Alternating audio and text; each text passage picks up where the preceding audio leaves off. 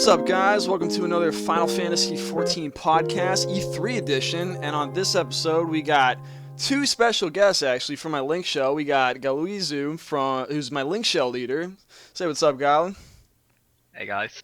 And we got Sirocco, fucking Aussie over here. Say what's up, Sirocco. Hi, guys. Yeah, you're gonna love this motherfucker. Alright, you're gonna see plenty more of these guys on my videos, so get used to them, alright? And that goes for you guys, too, that are planning on joining. These guys are fucking crazy, okay? Crazier than I am. That's a lie. But, on this episode, we got tons of shit to talk about. Fucking crazy stuff. Like, this is probably gonna be like a 2-hour video, so, you know, cement your ass to the fucking couch, grab a bunch of fucking food, sit on a portable toilet, because you ain't going nowhere for the next hour and a half to 2 hours or so. We got Unless they say so. There you go.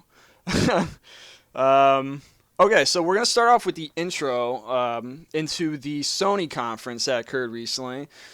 They showed off Final Fantasy Versus 13, which actually turned into Final Fantasy 15. Now, I don't want to get too into that since it's a 14 podcast, but that shit was fucking crazy, and I'm sure all of you have seen it already. After that, they surprised the fuck out of everyone with Kingdom Hearts 3, and then at the end, they announced that Final Fantasy XIV is finally coming to the PS4, along with the PS3 and PC, and that's in early 2014. Now, I don't have the quote on me, but Yoshi P was quoted for saying that, don't worry if you get the PS3 version, and then you have to worry about buying it again later. He did say that if you get the PS3 version, you can transfer all your data over to the PS4 smoothly. So I don't know if that means it's if it's free, if it's a free download off of PSN with that cloud server that they have now, that Gaikai shit, or if you get like a discount. I have no idea, but it sounds like you get it for free automatically, so they don't make you pay for it again. So that was the whole Sony press conference regarding Final Fantasy. The next day, they had like a Square Enix, the Future of Final Fantasy conference, where they had Yoshida come up and he showed off the new trailer, which we're going to get into in a bit. Me and my Linkshell crew are actually going to walk you through it, and we're going to pick the whole thing apart completely and just like freeze frame the fucking thing and just examine like all the different parts and shit. But right now, we're skipping all that bullshit that you've already heard by now. So I'm going to have the links in the description for all this stuff. As you can see, I got the trailer up here, screenshots for Final Fantasy XV. You can see the articles on here to Dualshockers, which I'm going to have linked. And we're going to get on to the Scholar, Arcanist, and Summoner that just was launched right after the live stream that aired today. So we're going to go over the live letter recap. But first, we're going to go over the trailer, actually. And I got it up here first in my Fraps window, so I'm going to pull that up right now. And we'll walk you through it. Alright, so if you guys want to jump into it, you can watch it at the same time, too. So I'm going to turn down my volume here on my fucking video.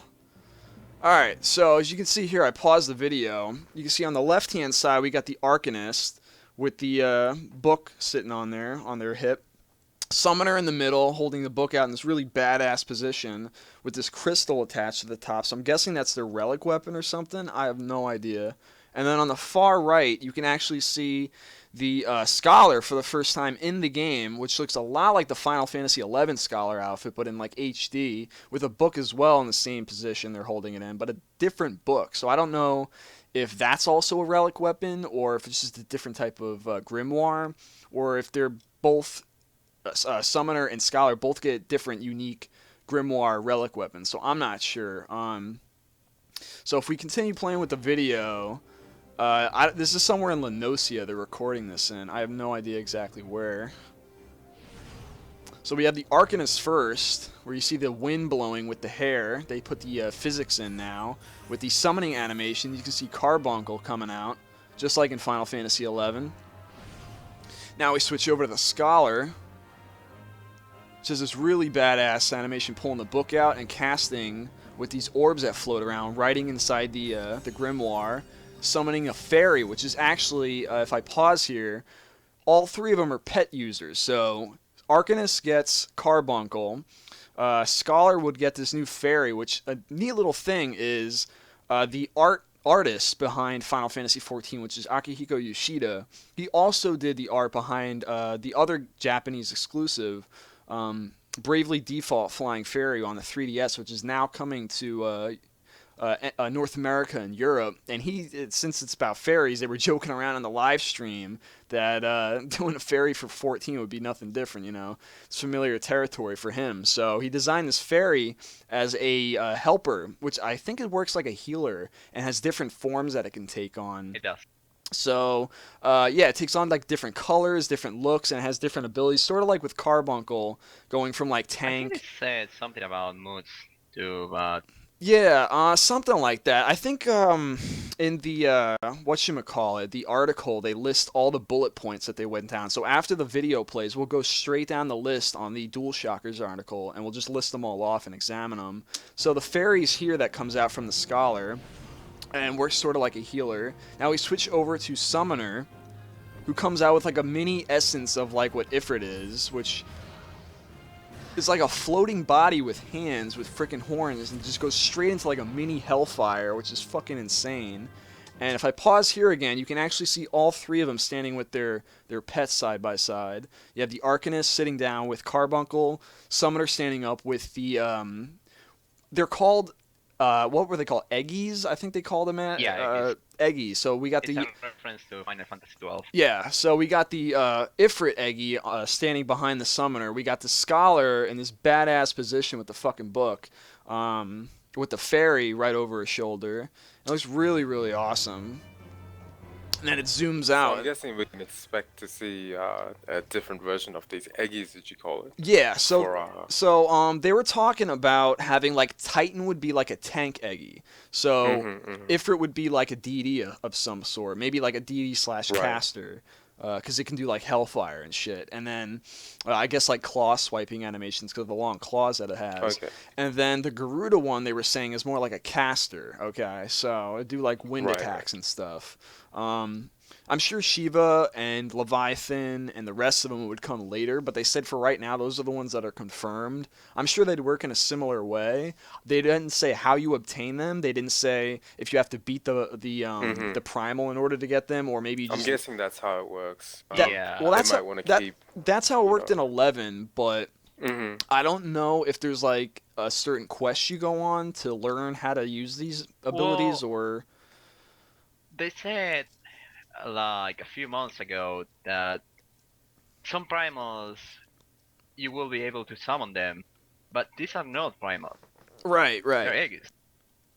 I think they're So going to use a maybe- completely different mechanic for the summoning of primals, and that'll coincide with the free company Yeah. implementation, I guess. So. Now, if I'm scrolling down here right now on the page, and I'm actually looking at an art piece that Yoshi showed off during the live stream. This is the actual piece of paper he showed up first of the Arcanist art with Carbuncle. And then if I switch to the next one, you can see he went right over to Summoner with the Ifrit Eggy that he showed off doing this claw swipe animation coming out from the paper. And then the last one he showed off was Scholar, wearing the AF and the little fairy minion that follows around and fights for you. And they said it works sort of like a white mage, but it does like curing over time abilities. So that kind of got me wondering, what happened to regen for white mage? Do they still have it? Did they replace it and gave it to Scholar instead? Is it a different type of healing over time ability? Now, if you remember, regen can be AoE, but it has to be used with an ability. Regular is just single target. I don't know if Scholar's AoE regen is all the time without having to use ability, or how that exactly works. Now, it just said healer mostly. It didn't say anything about buffing or whatnot, so I'm sure they have other abilities too, but I don't know. Scholar is gonna share. Yeah, Scholar is gonna share the abilities that Arcanist has. So I think some offensive spells are gonna be part of the job.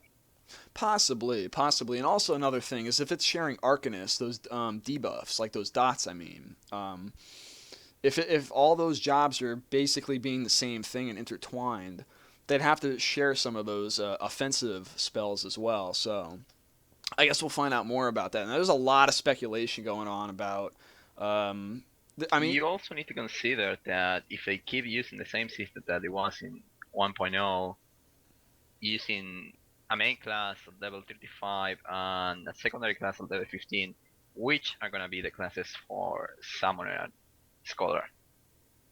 right. Now, if we go up here on the Dualshockers article, they basically did bullet points of a summary of the entire thing. So he says, first of all, Yoshida revealed that the Scholar job will evolve from the Arcanist class. So it's finally been confirmed it comes from Arcanist. They have finally done job branching. So it's not like some people were thinking coming from Musketeer and then turning into Scholar. So it starts as Arcanist, and then I guess you choose one or the other. And a lot of people are now. I think that was expected, to be completely honest. And I've also got to say, the relics are definitely going to be different. Some people are saying Summoner and Scholar are going to share relics. I don't think that's a possibility. It's definitely something worth talking over.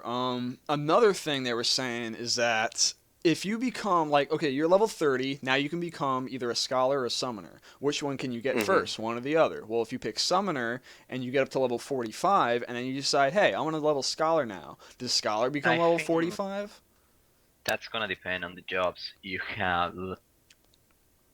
Well, some people were saying since they're job branching, why don't you have the new job that's connected to the class if it's going like into a skill tree? Somebody brought up a point of like World of Warcraft, I guess. Like I never played it, but someone said that in World of Warcraft there's a skill tree system. So if you level up in one branch, it doesn't affect the other. So if you want to level in the other, you start branching out there and you start from wherever that branch started to break off into two sections. So I think if you get level 30 Arcanist and you get to level 45 or 50 on Summoner, I think that by default, if you switch to Scholar and unlock it, it would start at level 30 again, and therefore you would have to level it up from there as a base. So it gives you a head start, but you have to get those remaining 20 levels to get your own abilities and learn how to play it and do the quest. Because if they get like level 50 off the bat, it's like they don't learn how to play their job. You know what I mean? So how would you know if a level 50 scholar really is a level 50 scholar or just somebody that switched from summoner to scholar and is trying to learn how to play? So I think. Well, you have to consider though that if it works anything like the 1.0 system did,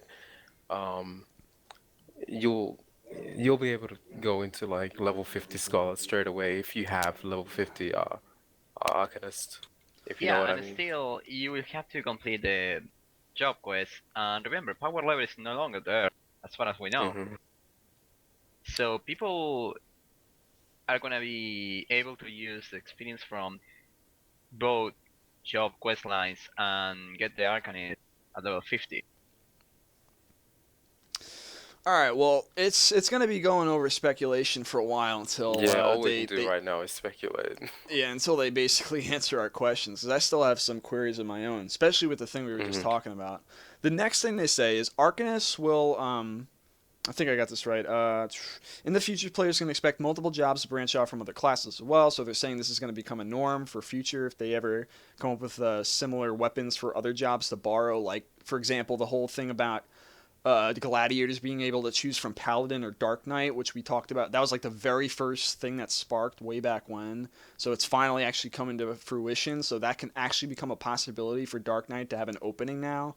So I don't know. We'll see. Now the next thing it says, Arcanists will use Carbuncle as a pet. Summoners will have Ifrit Eggy, Garuda Eggy, Titan Eggy, like the Eggies in Final Fantasy XII, and more. Scholar will also have a pet in the form of a healing fairy. While the white mages are focused on big heals and single targets, scholars will be more focused on healing all party members over time. They will have a different role in party play. And he says in parentheses, we won't be needing 2 white mages anymore for full party content, looks like. So you probably have like a scholar in the party for healing over time, and then you'd have the white mage for like those big nuking heals that you would usually get in those dire moments and stuff, or for those single targets. Coming to white mages, I think it's not gonna be the way to go anymore, because if you remember back in the day, we always had one white mage on regens and the other one on heals. Well, think about it. Who's going to be casting the cures? The fairy Hmm. or the scholar? The scholar could be casting debuffs from its roots in Arcanist, while the fairy's doing the cures, and the white mage is doing the actual cures on the real people, and the fairy could be backing it up, while the scholar could be like casting debuffs and doing all sorts of crazy shit on Ifrit or whatever. So that would actually be a little bit interesting there, where you balance between your pet and you doing your job. So it's gonna be an interesting Which dynamic. stat's gonna Well, make the scaling for your pet? I'm guessing the pet can die too. Now, I want to know, does it work like Eleven's pet system for summoners where it can only stay out for a certain duration of time and then your MP basically drains as long as they're out? Do they have to be out? Can you fight without them? Can you fight with them without your MP draining? Does your MP only drain from using spells? I don't know. They didn't really say much on that, so I guess even though none of these jobs are going to be in beta, they're going to be at launch. We can't test them, so we're not going to be able to know and answer any of that. Going on to the next point, though, it says fairies will change stances depending on the type of battle, and will also change appearance with different roles. So I guess it can also be a caster. I don't think it can be a DD because I mean maybe it could, but I mean a Yeah, fairy I doesn't don't think sound like so. a DD. It sounds more like a caster slash. Maybe a buffer Yeah. It sounds like healer. it sounds like a buffer caster, or yeah, buffer slash healer, maybe a caster. I don't know, but it seems more like a supporting type. It's I have to say though, I really think they went in the right direction with the implementation of Scholar as like the next big job for 14 because nobody liked having to stack white mages. And everyone likes the utility classes, the buff classes, and the yeah. debuff classes. Everyone was like begging for red And to be mage. I honest, think Scholar was the right way to to go. be perfectly honest, I think a lot of people get stuck on white mage. So now that they have another option to play Hmm. as, I think it's going to create more variety. Because let's face it, we know plenty of people that fucking hate getting stuck on white mage. I mean, some Yeah, people yeah. like it once in a while. Some people really enjoy it.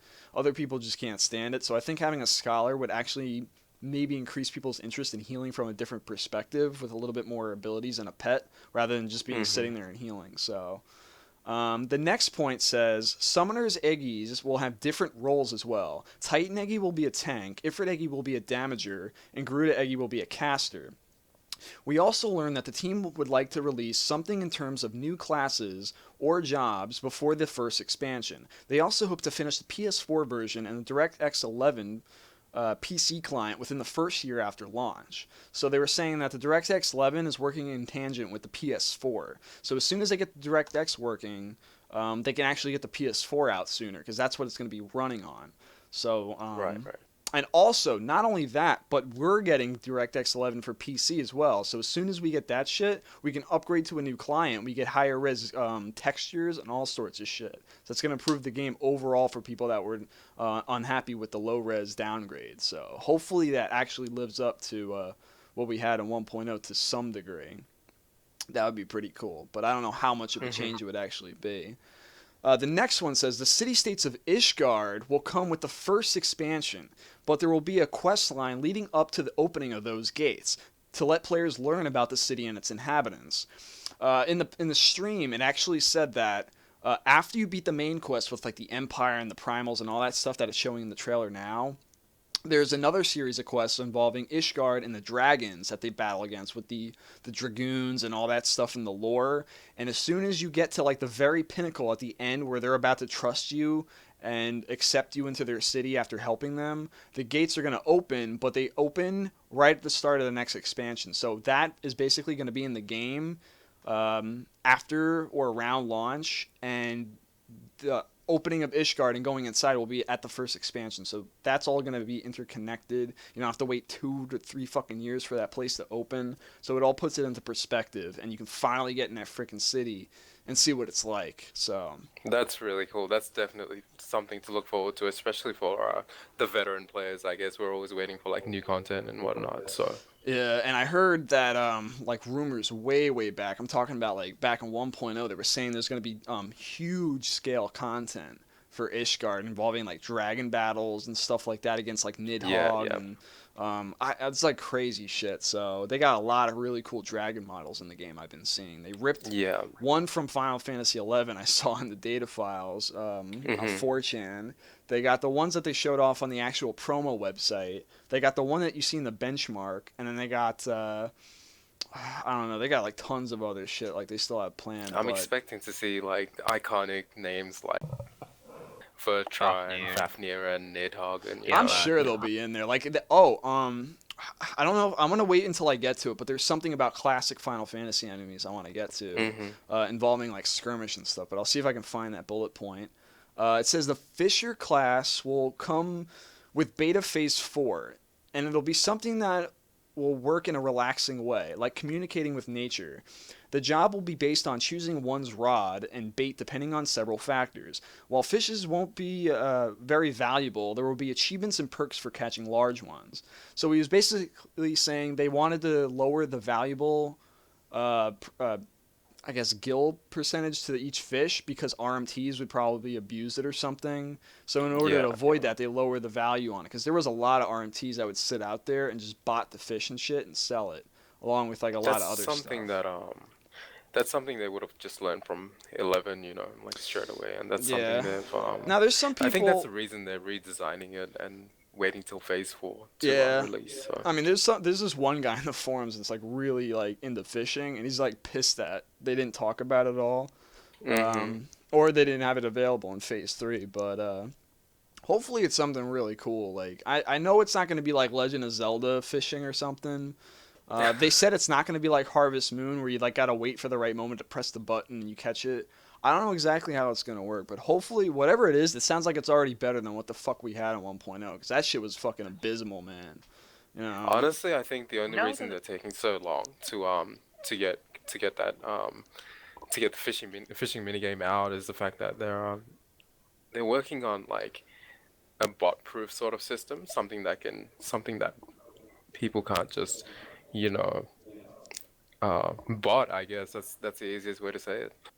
Most likely, yeah. now Oh, that we're at Fisher, since it's gonna be a mini game, are we gonna need a rod like to equip it, or it's well, gonna be something that they said you can get bait, different types of rods, and each rod is like for different types of areas of fishing. So there'll be seasonal events where you can catch specific fish, different types of weather, and different parts of the times of the day, and different areas of the world. You can catch different fish, and you can actually see the fish in the water. They said like they're adding a lot of like remember Sirocco when we were going adventuring at like the very end of the Hmm. game, we saw like the owls and the trees Yeah, and shit and the frogs. Well, somebody was yeah. asking about like more stuff like that, and they said yes, they actually are going to be doing that more. So they said right now they have fish in the water, and I think Phase 3, but they're going to add like more stuff later on as the game That's goes really on. cool. They said it's not a top priority, but they said they are going to get that stuff in the game at some point, most likely around like Phase 4 or launch. But they said they do have like fish in there for like immersion and for people that are actually doing fishing and stuff. So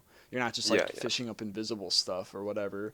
Um, so is Fisher gonna be a class you can activate at any moment, or something that activates I when you don't. are fishing? It sounds like it's completely separate from the rest of the disciples of the land, but it still classifies it as one. So I'll say this much: it definitely works completely differently from the other disciples of the land, and it's almost like its own thing on its own. It's like its own mini game or something. It's not even really like a job because they already said they lowered the value on fish, so you can't really make money off it. It's more like a side mission. It's kind of like the mini games in Final Fantasy VII. Like that shit doesn't matter to like beating the game or like getting better. It's just like side content to pass time. Right, right. So I Maybe you think can get some item oh, I can like the tell you right crown. now, I have a strong feeling that the achievements you get, you can hang like your fish up in your house, like a big trophy on the wall or some shit. So like if you catch like a shark or whatever, maybe you can like plaque it on your fucking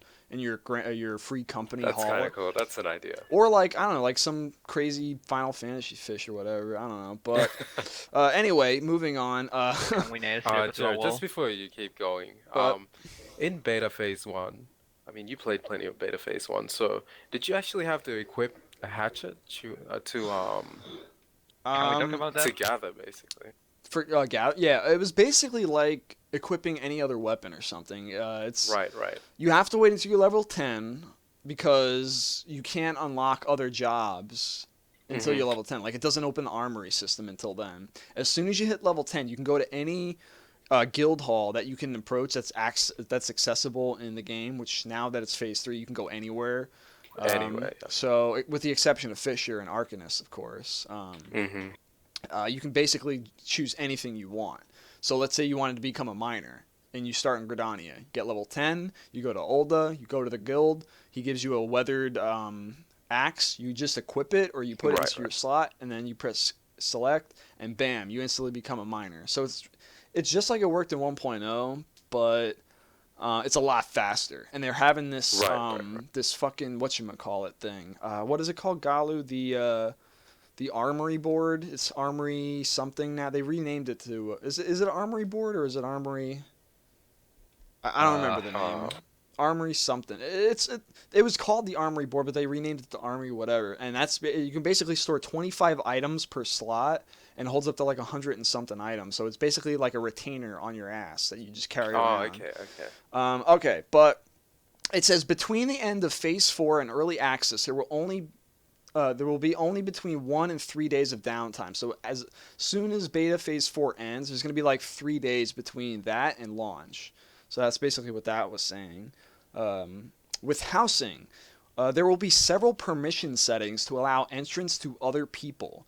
The free company chest will also have its own access permission system. So for example, let's say you want me, and Galu to all have access to the chest, but you don't trust everybody else to handle the chest and all the valuables inside. You can actually. Do I trust you guys? Well, it's up to you to decide. I mean, with the officers of the Linkshell and the free company, you I'm gonna be thinking about that. Get the chance to use the chest. Oh man, well you gotta be careful because there's some fucking crazies that we'd be like wanting to get into our chest and shit and steal stuff. What the fuck? No, it's seriously like you can actually give permission. You can make people officers, and you can give them permission of who you want to let into the free company. If you want to like be very strict about it and block people out with certain privileges, and you can have like this universal chest, and you can just store all your skill in it, all your items and shit, and anyone can go in and act. It's kind of like a retainer for the free company. It's basically a guild bank. Yeah. For people that have played WoW, I guess. They also said something about giving permission to people to deposit items, but not take them. That works too. So you get a lot of different options. Change permissions in many different ways, and you can have multiple different chests or banks, whatever you want to call it. I don't know if you can have more than one. It just says one for right now, but it's kind of like the chest from Resident Evil where you just store a bunch of items in it, but everyone has access to it. You just mandate who can go in and who can go out of it. So it's basically a guild bank sort of thing. Yeah. Which I think we have one of those, don't we? So we'll just take it off one of the retainers and put it in there, just to swap it. Where did I leave off? It says there will be different versions of dungeon tokens that will allow players to purchase different kinds of items. In the case they won't get the drop directly. So I think it's kind of like with Garuda, where if you beat her, like you get a totem system. Yeah. Well, this worries me because I know the token system in World of Warcraft works in a different way. You can get with the tokens an item that it's like the item from the dungeon, but it's not the item from the dungeon. Yeah. It's gonna be the same. Are we gonna have a version that's a drop and a version that is? All right. Well, they basically said this. They said that let's say you're doing Ifrit, okay? Let's say you're doing Ifrit level 30, easy mode Ifrit, and you get a token from him. You keep that token, you can have access to like these list of goodies that you can trade it in for. You go to Ifrit Extreme or Ifrit Hard, that's a new set of tokens for a new set of items that you can trade it in for and stuff. So I don't think you can exchange them. I don't know if they're lesser currency that can also be used up there. They weren't 100% clear on that, but it did seem like they're kind of flexible. I don't know. I have to wait for more information on that to really see that fleshed out. But I'll tell you what, for a lot of people that complain that they were doing content not getting jack shit for it, I think this definitely makes up for a lot of that. Because I remember some people were making videos of like expressing how fucking pissed they would be that they would do Garuda all day and they wouldn't get shit. So like they wouldn't get like a weapon drop. We did 600 Hamlet runs and we didn't see a ul'dah. Oh god, don't bring up Hamlet, dude. We'll get into that shit later. And I really like the the totem system in Garuda. Yeah. Just because no one likes going into a dungeon 20 times in a row and not seeing anything drop, you know. Darklight.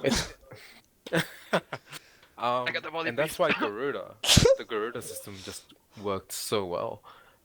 Even if you know, if you didn't see anything for 20 fights in a row, you'd still have, you know, 40 tokens or whatever it was, and you can get a couple of weapons that way. So and you can always donate your token to someone else, like we used to do. Man, at least it's not like in 1.0 where you'd have to one of those random Japanese guys that would join your party, and he would be in fucking in an Aram Vale or something, or Cutter's Cry, and you get to the end and you get Darklight and it falls in his inventory, and he speaks English all up until that point. He's like, "What? Sorry, I don't speak English," and he just takes the Darklight and flees. I'm like, "You motherfucker, you son of a bitch!" And he's just like, YOLO, motherfucker. he just fucking uses his runaway button. Oh my god. Oh, man. Well, we won't have that anymore, so hopefully with this new system they got, this new need and greed system and this token shit. Where the fuck did I leave off? Okay, the team still didn't have the perfect idea to implement a card-based minigame. So somebody asked again if they have like this a minigame for cards and shit, like kind of like Triple Triad, and what the hell was the other one? Tetramaster from Final Fantasy IX. So he doesn't want to copy that. He wants to do something brand new that's like completely original, but no one's come up to him and given like the best idea yet. So for anyone watching this video, for anyone watching this video, come up with the perfect card game that for Final Fantasy that hasn't been done before, or at least hasn't been done in a Final Fantasy game before, that can appeal to Yoshida. That's unique to the game. Like for example, I don't know if Platoon is a real game or not. But I never knew about it until I played Ni no Kuni, and that shit was fun as fuck in the casino. I don't know if anyone's played that shit, but if you can get something like that in 14, that would be pretty awesome. So he says he wants to enable something into it where people have an incentive to play for, like maybe prizes, achievement rewards, guild or something. I don't know. What about Basak from Knights of the Old Republic? Oh, I remember that. It's possible. That's fun as hell. As soon as someone gives him, if someone gives him the best idea, he'll run with it. But everyone he's like gotten, he's just like thrown off the desk because it's just like it's not good enough. So. Yeah, I just have to say, like a game like Triple Triad is definitely way too binary. It's almost like tic-tac-toe in a sense because you get to that point in the game where you just need like really powerful cards. You know, you just need the right combination of cards to just win every game. Yeah. I really like Tetramaster, the system that they had in 9 because oh, you know what would be fucking cool, dude? If there was like a rank on players, so if they have cards, you know how in Final Fantasy 9 you click a button and it's like, oh, do you want to play Tetramaster? And like, oh shit, sure. So if you go up to somebody in 14. Instead of like checking them and seeing their rank, it says like their Tetramaster, like I don't know, like their ranking or whatever. So it lets you know if they're a good player or if they're like a fucking scrub or something. So you don't want to go up against like some asshole in ul'dah that has like the best cards in the fucking game, and he ends up kicking your ass and taking all your money. Like I think there should be like a ranking system that lets you know like whatever cards you have in your deck, they equal up to a certain number, so they know if they're like an all-star, like an S rank, or if they're like B rank or C rank or whatever. So I think that would be a good idea. So you can just be like. Instead of trading with people, you challenge them to like a duel of cards or whatever. So that would be pretty cool. The name of the rank with a certain number of stars. Something like that, yeah. I think that would be a good idea for like the UI portion of like examining people and challenging them. And then you can have like a big like fucking group event or something with that. You can like bet money on it and shit. That would be pretty cool. I think there's definitely a lot that they can do with, you know, like a Triple Triad for 14, so to say. Yeah. A lot of people will get a lot of fun out of that. But the only thing is, it really needs to be complicated. It can't be binary like it was in 8, you know. Yeah. All right. Well, That's But anyway. that's food for thought for people to think on. Mm-hmm. All right, so between zones and dungeons, there will be about 40 at launch, with the ability to expand to 80 through patches. That's a fucking lot, man. You know, so I don't know how much like 11 had at launch and their subsequent patches, but judging by Gridania and the Black Shroud, like what was there? There was Gridania, New Gridania, Old Gridania. There was a North Shroud, Central Shroud, South Shroud, East Shroud, and I don't think there was a West Shroud. At least not that I remember. But there was like, that's 6 right there, right? So that's 6 in one region. Pokemon or Well, yeah, well, that including dungeons. I mean like dungeons. I mean like outside, but yeah, Hockey Manor would be 7, a toto-rak would be 8, and then Tamtar Decraw would be 9. So that's like one whole region. And then there's more in there. So you can probably add like 12, 13, 14 maybe tops, maybe 15 in that region. And then you have Lenosia, then you have Thanalan, and then you have Mordana and Korthus. So that's probably what he means by patches or something when that part opens up. Even though it's going to be there at launch, maybe like there's hidden stuff there like in 1.0 that opens up later and creates like more instance dungeons and shit. So Korthus and Mordana are definitely going to be open at launch, right? Yes, but Ishgar's going to be blocked off. So okay, yeah. But I mean, we're all used to that. It's shit. going to be like 1.0. But better. Prettier. Yeah. Not broken. Yeah. And with not so many placeholders. Yeah, that's a good point.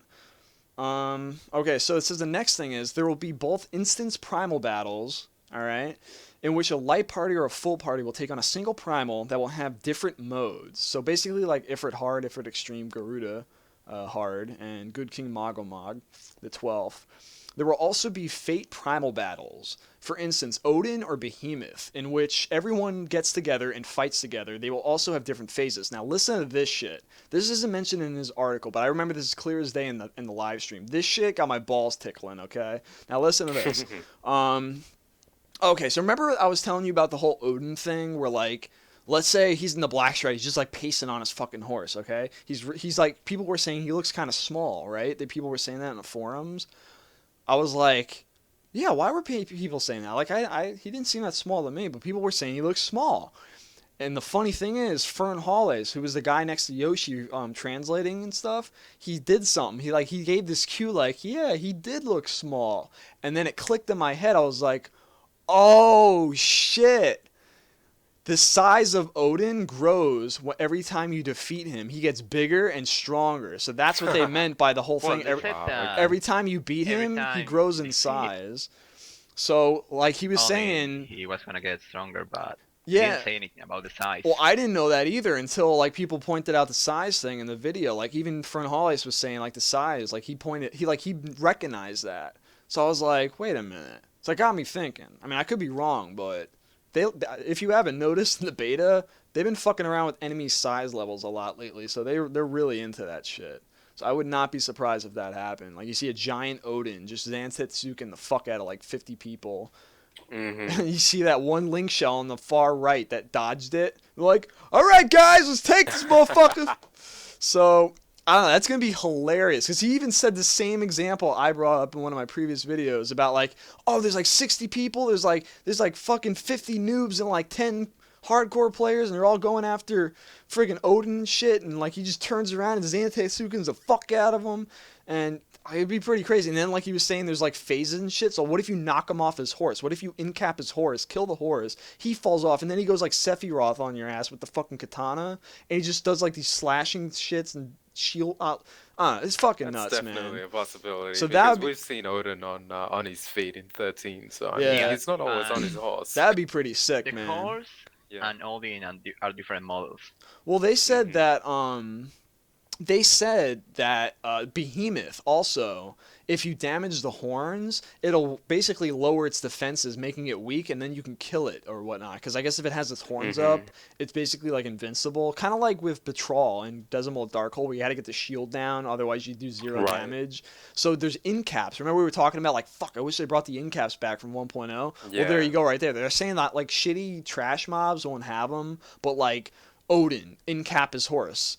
maybe you can't do that every time, but if you manage to incap his horse, like fucking the legs up with like a lancer's leg sweep, he falls off the horse and the horse dies or whatever, or runs away. Or on Behemoth, you cut the tail off, you cut the horns off like you do with Ifrit, and then he gets weakened, he gets incapped, and then he can't do like a certain ability. Like he gets his defenses are lowered. So you have to like work together with everyone in the fate. Be like, all right, guys, stop fucking around. Let's go for the horns and then get behind him and friggin' stun him and shit. It cut his tail off. So they said there. Remember the dynamite thing in toto-rak I was telling you about? I showed you that screenshot. I remember Chimera at the tail. Well, Chimera too, but in toto-rak, remember where we had the life bar on the dynamite's tail, and you had like if you damaged the life bar on his tail, the tail got incapped and he can't do the yeah. So they're gonna have that for Behemoth's horns and all the other future boss enemies and stuff. So that would be pretty cool. I'm really happy to see that. Happy to hear that feature coming back into play, because that's something that made fights a lot more dynamic and whatnot, and that's something that needs to exist in 2.0. So.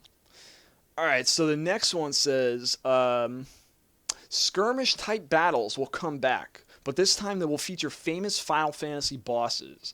Now, Galu already knows exactly what they're talking about because he actually showed me some images from a friend of leaked images. I'm not going to spoil what it is. All I'm going to say is for one of the monsters that's going to be in this, I know for a fact, I know exactly what the fuck they're talking about.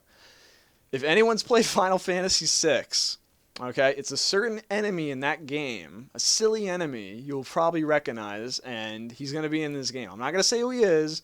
I'll just say this other hint. He was in one of the Final Fantasy XIII games as a bonus enemy. I'm not going to say anything else, but if you play Final Fantasy VI, you probably know exactly who I'm talking about. He's very iconic and memorable, and I can guarantee you my left nut, you will see him in that skirmish shit, because I don't see him fitting anywhere else in the story aside from yeah, him. that's the only one you have. I know, but I got to play my cards, man. They'll see what it is. I don't want to... Oh, that too. Oh, I don't want to spoil it for him because I think Final Fantasy VI fans are really gonna like it. You don't want to spoil it? Isn't this entire video about spoilers? Man? Well, I gotta leave some for the kiddies. I can't spoil all of them. All right, so where did I get to? Okay, in Phase 3 of the beta, a lot of effort has been put into creating interesting and challenging quest battles, including the main scenario quests. Don't forget your antidotes. Don't sell them. So he's saying there's going to be something in the future that's going to require antidotes out the fucking ass. It's not Ifrit. It's not Garuda. I'm pretty sure it's not Titan or Leviathan, but it's some fight that he's talking about that requires, like, antidotes like crazy, so... Zombie Dragon? Possibly. I have no clue. Zombie Dragon. I don't remember anything really poisoning you that much except for Chimera's fucking tail, but I mean that was easily. I can think of a few things. I'm thinking of Hades, Doom Train. Well, I mean like we have train tracks now. Well, that's true. I mean like stuff we're familiar with in 14, but with all the changes to the enemies, I have no idea. Like they're adding so many 11 monsters. I don't know what the fuck their abilities are in this game. So. It could be anything. It could be like a fucking goblin with like a shank knife with a poison. I think the only monster that they could be referring to is a Marlboro, like that they could be pointing towards. Yeah. It's gonna be something like a boss, and a Marlboro is more like common enemy. Well, he had bad breath. Yeah. Miser's Mistress, the fucking bad breath. Marlboros shit. came in like all it's still types and like sizes. common enemy. That's true. Well, I guess we'll have to wait and see eventually.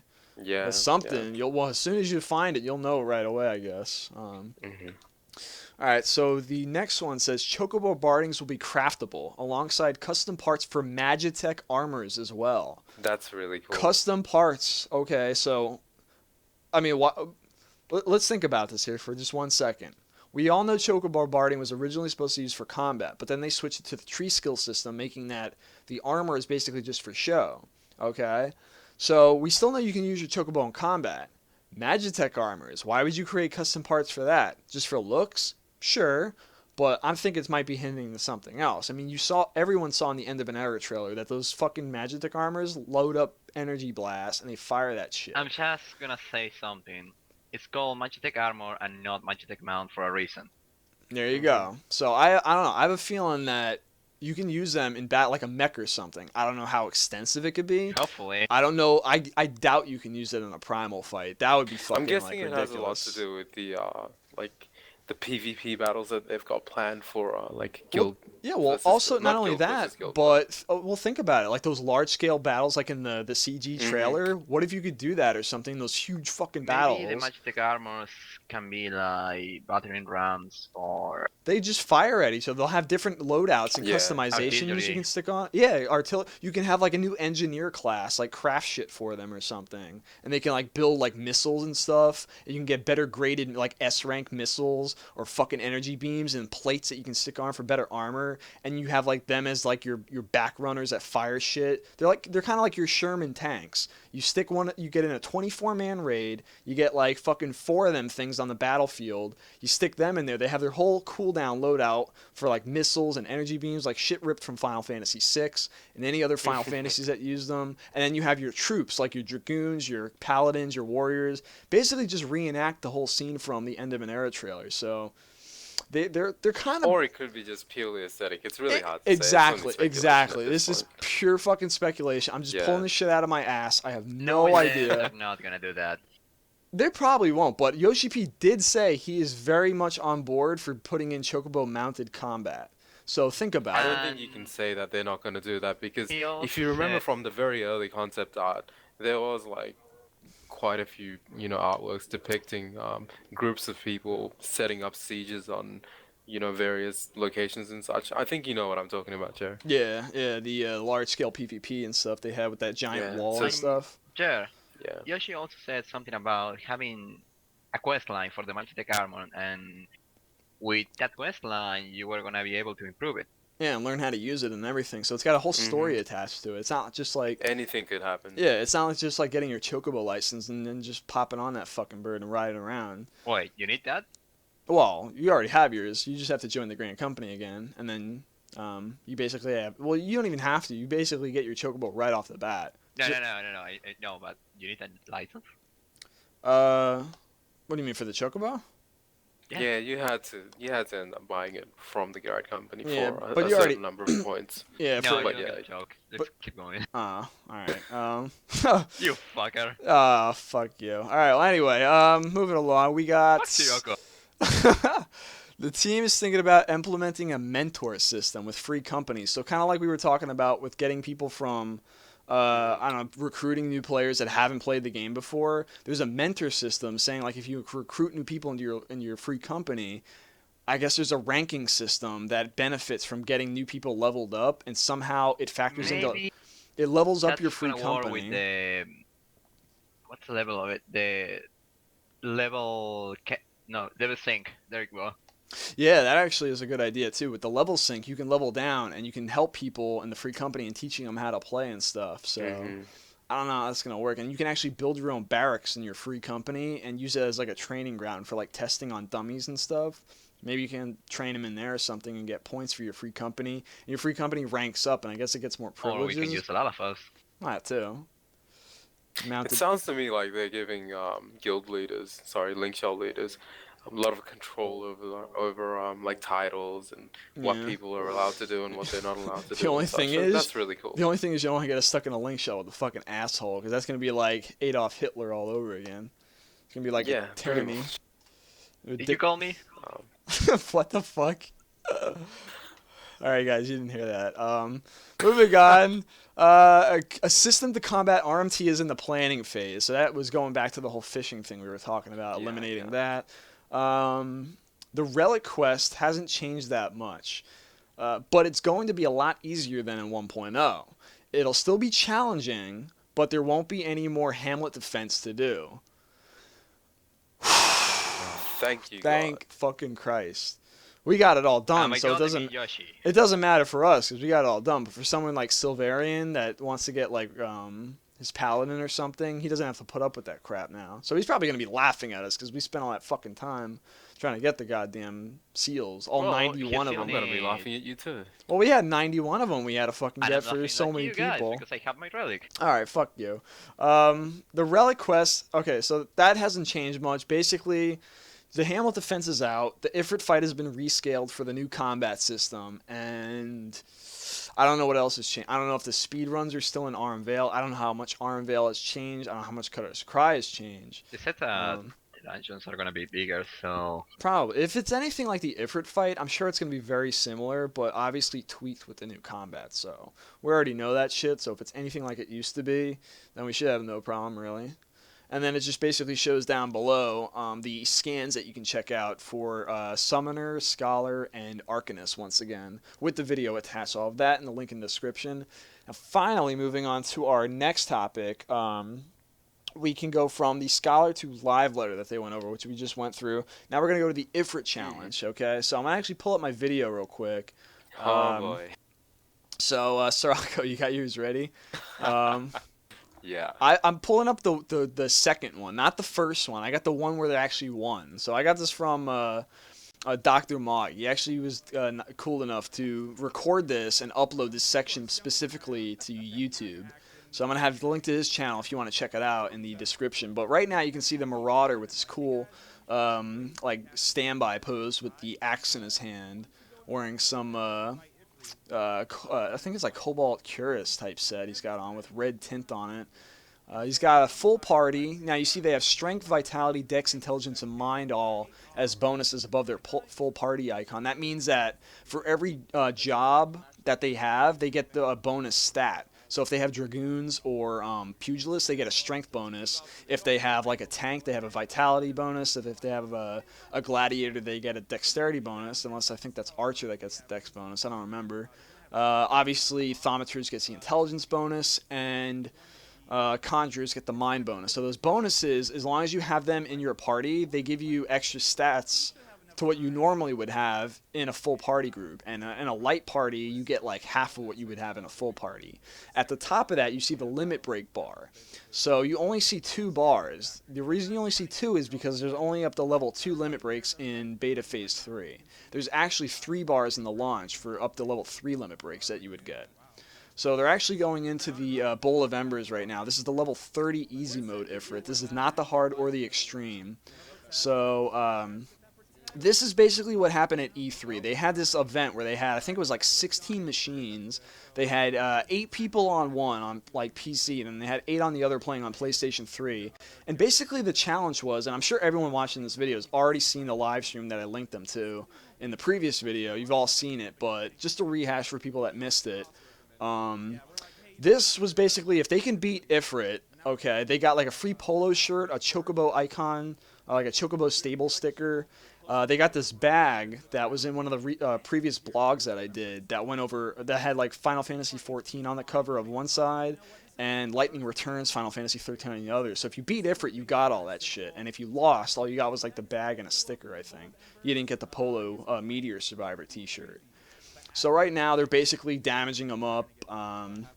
They got like the tank on him. He's doing his standard stuff. Now I noticed they don't have his jump and his dash ability or his claw swipe in this version. So I'm wondering if they removed that just for the level 30 and they left it only for the hard and extreme, or if they took that out altogether, because you do see his slash animation in the benchmark. So I think it's only in the harder level versions of him.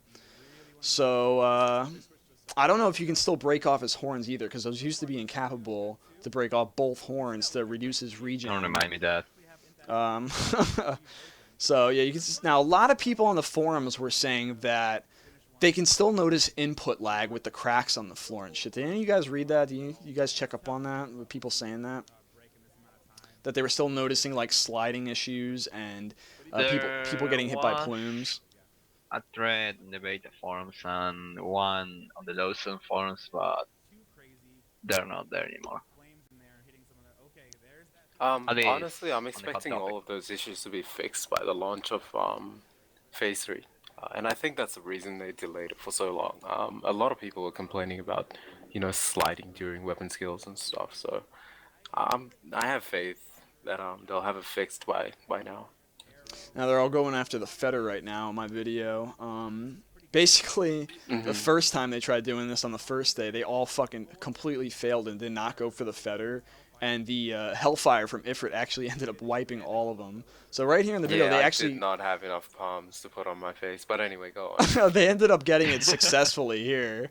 So they survived his Hellfire. And Another thing with the limit break, like a paladin can get like a big freaking shield limit break, where basically it blocks. If it's a level 3 limit break from the paladin, it's like this big wall. It's like this big steel fucking wall thing that comes in front of him and the party. And essentially what it does is it blocks like 100% damage. I think it's 100 or 50% damage from any attack from an enemy. So it was actually leaked in the data files. They had level 1, 2, and 3. So it's like 30% at level 1. It's 35, 40 something percent at like level 2. I think it's only 10% at level 1, to be completely honest. Something like that. Level 3 is 50%. Okay, so it was 50%. And it's called Last Bastion. Yeah. Level 1 is 10 and level 2 is 20. Yes. Gotcha. Now, what are the because I found the white mage healing ones very interesting. Like that level 3 is gonna be fucking abused to the nth degree. You see the description for that shit, Galu? I can only see it being abused in the hardest of fights, though. What does it say level again? One I mean, obviously. Level 1 is called Healing Wind, restores 25% HP of your own and all HP of the party member. The second one is called Breath of Earth, restores 60% of your own HP and all HP of your nearby party members. And the last one, Pulse of Life, restores all your HP, all the HP of your party members, and raises the KO. That is fucking insane. Like, can you imagine on Ifrit Extreme, you just keep the white mage alive some way, somehow, and they have that level 3 limit break, and you activate that, like, on 13 nails or whatever, and if they're still alive, basically everyone that's been killed, or that's completely, like, near death, you can pop that level 3 on the white mage, or any of the, I think it was, like, any of the ranged classes can use this. They have access to this, and it basically heals up everyone 100%, and it revives everyone that's fallen. So it's essentially like Phoenix, the summon from like the classic Final Fantasies, because they work the same way. Oh yeah, that too. But you have to look at it this way, though. If you're using every other weapon skill, every other type of weapon skill in the same way, it's gonna be just as useful. Like if you keep cutting damage with the tank limit break, I guess you can keep yourself. You can sustain your party a lot better. Yeah. You know, and avoid deaths completely. And if you keep using like meteor, the caster limit break, for example, you can make the fight go a lot faster. So I'm expecting to see a lot of limit breaks just get thrown out there. I noticed that the black mage one is AOE and it's like 50 something hundred, where the dragoon one and the monk one is a single target. The most powerful one, and it's single target. Attackers, it's 9,000. So I think that for like a single target fight, like on Garuda, or well, maybe not Garuda, because you want to probably use like multiple ones for like plumes or something, but that's probably like overkill.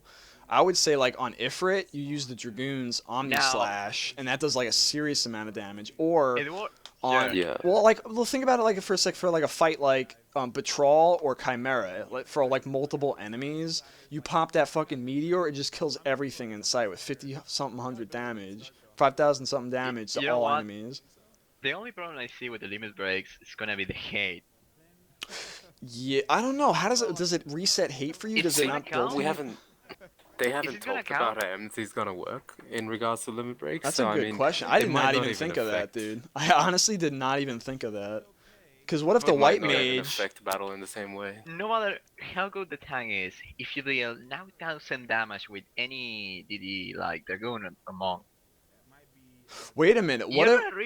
Well, hold on a second. What if there's an ability? What was that one that Warrior had? It was Accomplice? Accomplice. What if you did that right before they did the and you got all that fucking hate transferred to the tank? Accomplice, was it? What was it? No, it wasn't Accomplice.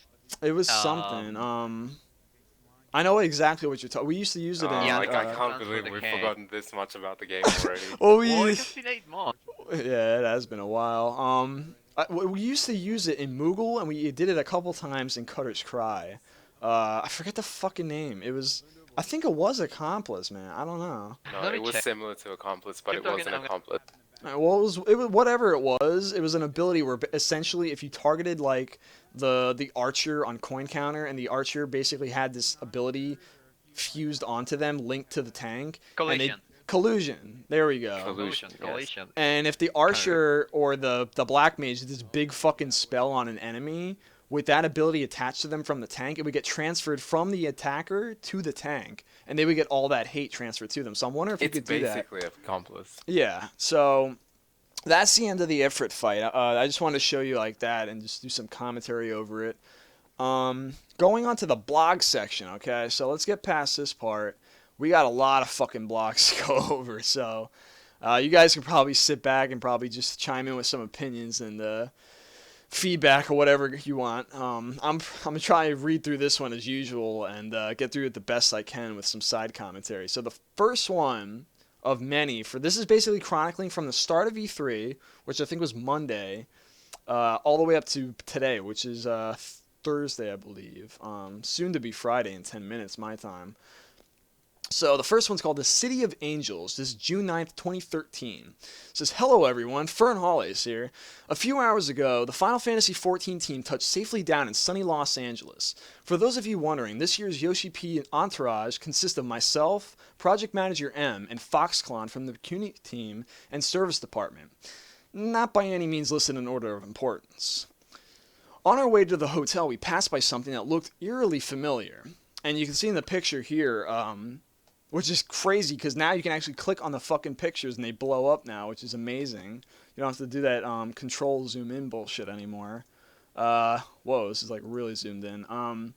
All across E3, they hung up these freaking banners of Gaius, like all over the place. So everywhere down Los Angeles, around the E3 area, you just see these freaking banners of Gaius and E3, like up lampposts and those advertisement billboards you get near like bus stops and shit.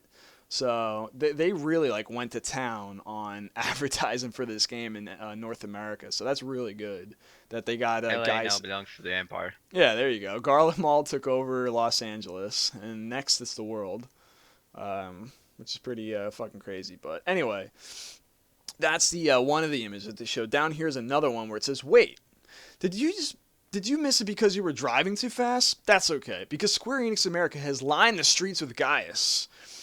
But that's not all. Our American offices went all out and even jacked the room key cards at a bunch of local hotels serving the E3 clientele. And right here it shows that all the key cards for the people that at E3 that booked the hotel room, they're all fucking a Realm Reborn cards. So you can see here the Paladin artwork that I believe is the same artwork that comes with the collector's edition. Those art cell cards that they have listed. I believe this is one of them, one of the art cell cards that's printed on this key card for your hotel room at E3. And it has Final Fantasy XIV and Realm Reborn printed on it. It has the hall where the Square Enix booth is on the back printed. And then it just has the Paladin art printed on the front of the card to your hotel room. So I thought that was pretty cool. And then it finishes up by saying, "Now I have to admit, those are sweet. Fern Hollis." So that was the end of the first blog on their first journal when they first touched down in Los Angeles. Now, They are pretty sweet. That's pretty good advertising, you have to say. it's not as collectible, but the next Yeah. one is RGB. Not sure what that's supposed to stand for. Maybe one of you guys know. This Red, is green, blue, man. Oh, well. Yeah. There you go. That's kind of simple. It's taking a while to load here. There we go. The next one is RGB. This is June 11th, 2013. I'm guessing red is for Nintendo, green is for Microsoft, blue is for Sony, because this is basically going all over all the press conferences that took place, which Nintendo didn't have one really, but I mean, I think that's what they meant. June 11th, 2013. What's Nintendo? So, very funny. So June 11th was Tuesday, okay? So if you're looking at my calendar on my screen, that was 2 days ago. It says, "Hello all," or "Hey all, Fern Hollis here, filling in for our blog's resident mascot, Koopa Kopo, which is the little Moogle doll that they used to have on the Square Enix merchandise store, which I don't think is available anymore, unfortunately. It says, "It seems he hitched a ride in Yoshi P's stylish jean jacket and was successful in crashing a few of the day's most exclusive events. The morning started with Microsoft press conference." And you see like the little Moogle that he had there with the Microsoft keychain wrapped around it. And then it goes down here at the Sony press conference. He says, "Then moved to the Sony conference and ended with a private screening of the new Final Fantasy XIV trailer, which you can see on display in their private booth. Lucky Mog. But for that last one, it looks like all only have to wait until 10 a.m. Pacific Standard Time tomorrow morning. Talk to you guys then for an holidays. So he's basically saying this was before that they released the big trailer. This was like the day before. So the next day is when they actually launched the Crystal's Call trailer. So that was RGB. Now here's the next one where they actually showed off the trailer, which is called "This Is Your Mother Crystal Calling," June 11th, 2013. It says, "Hello, Final Fantasy XIV fans. Fern Holidays here. For those of you who haven't yet noticed, our newest trailer, The Crystal's Call, has finally gone live. Not only is it made up completely of in-game battle and quest footage, and features an epic score composed by our very own Nii Soken, which is Masayoshi Soken, who does the music for A Realm Reborn, and the later parts of the original Final Fantasy XIV, for anyone that's curious. But it's the first time you'll ever get to hear some of the voices acting in not just one, not just two, not even three, but all four languages supported by Final Fantasy XIV. So you got the English trailer, but if people don't dig the English dialogue, you got the Japanese trailer, so you can stay home school. Go old school with that. And then you got the German if you want to have Nazis in your game. And you got French if you want cowards voicing your people. I know I'm going to get hate for that. If you look carefully, you'll find the trailer is filled to the brim with never-before-seen tasty footage. Some of it not even slated for release until after the beta test. So put out your feelers and let the speculation begin. Fern Holidays. So he's actually not kidding. There's a lot of shit in there that's not in the beta test. Like, we haven't watched it yet, but we're going to get to it. And as a matter of fact, since we approached it on the blog section, let's... 5 hours. Let's, Yeah, phase 3. Oh, yeah. Holy crap. Well, 5 hours until phase 3, so we're in the middle of recording this, so it gives you some perspective at where we're at right now on the overall clock. So I'm going to pull up the E3 trailer, and I'm going to jump to the next blog post in advance. And if you guys want to pull it up too, we can actually go over the hold on, I actually went backwards on the blogs here. If you guys want to pull up your trailer too, we can actually go in and pause it like frame by frame, and we can just like pick apart the whole thing because there's a lot of shit in there. That Okay, I'm gonna pick the German one. Oh my god! All right, well I'll pick up the one that I got recorded on my my whatchamacallit. So I'm gonna go in here on, here we go, Crystal's Call trailer. All right, so I'm playing it now. Skip ahead a little bit. All right, so it's got Square Enix Presents, and then I'm gonna jump over here a little bit more, just skip along. It just shows off like the 13 current Final Fantasy games: Final Fantasy XI, Final Fantasy XII, and Final Fantasy XIII. And then it jumps to the current numbered installment in the numerical series, Final Fantasy XIV, and you just see the 14 numerical logo just come pushing back across the forefront of the screen. And then it darkens, and bam. I'm going to turn up the volume a little bit. So you can hear Gaius's voice. Now, I'm just going to pause here for a second at the Garleans. Now, two things I want to point out here. First, you can see the three new Legotuses that are right behind Gaius. So Gaius we all know from 1.0. He was the first Garlean baddie that we got to see, like the first main antagonist in the game.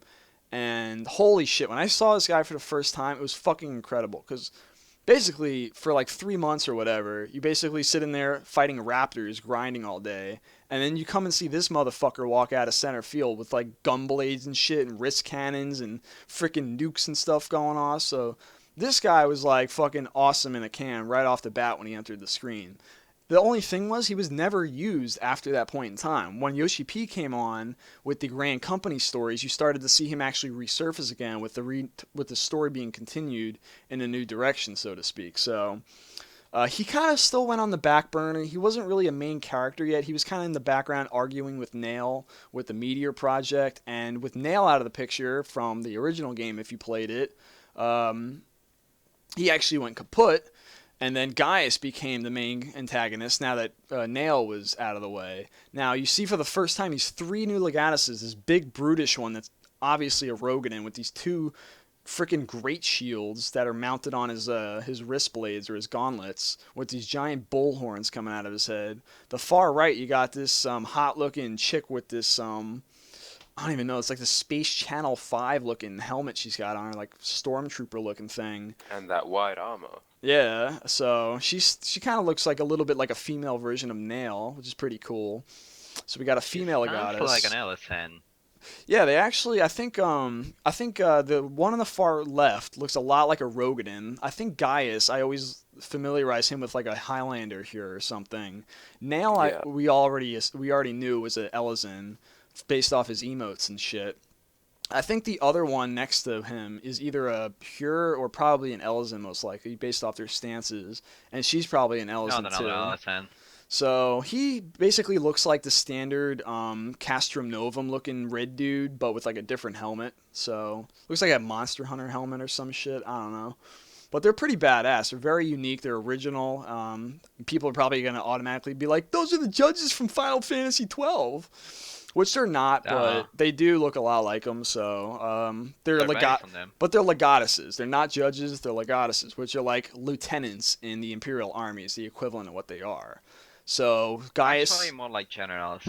Each one has a legion under their command. Well, that's true. But I think someone said that legatus or however the hell you pronounce it, is like I think it translates to lieutenant or something. So I don't know. The plural is legati. Legati. Okay, there we go. Thank you. Legati. So, been saying it wrong this whole time. The other thing I wanted to point out is Gaius's voice. At first, I wasn't really happy with it because it sounded a little high pitch and like kind of puny compared to like the original one, which sounded like a Darth Vader deep resonating voice. He's like very evil, and he had this very low.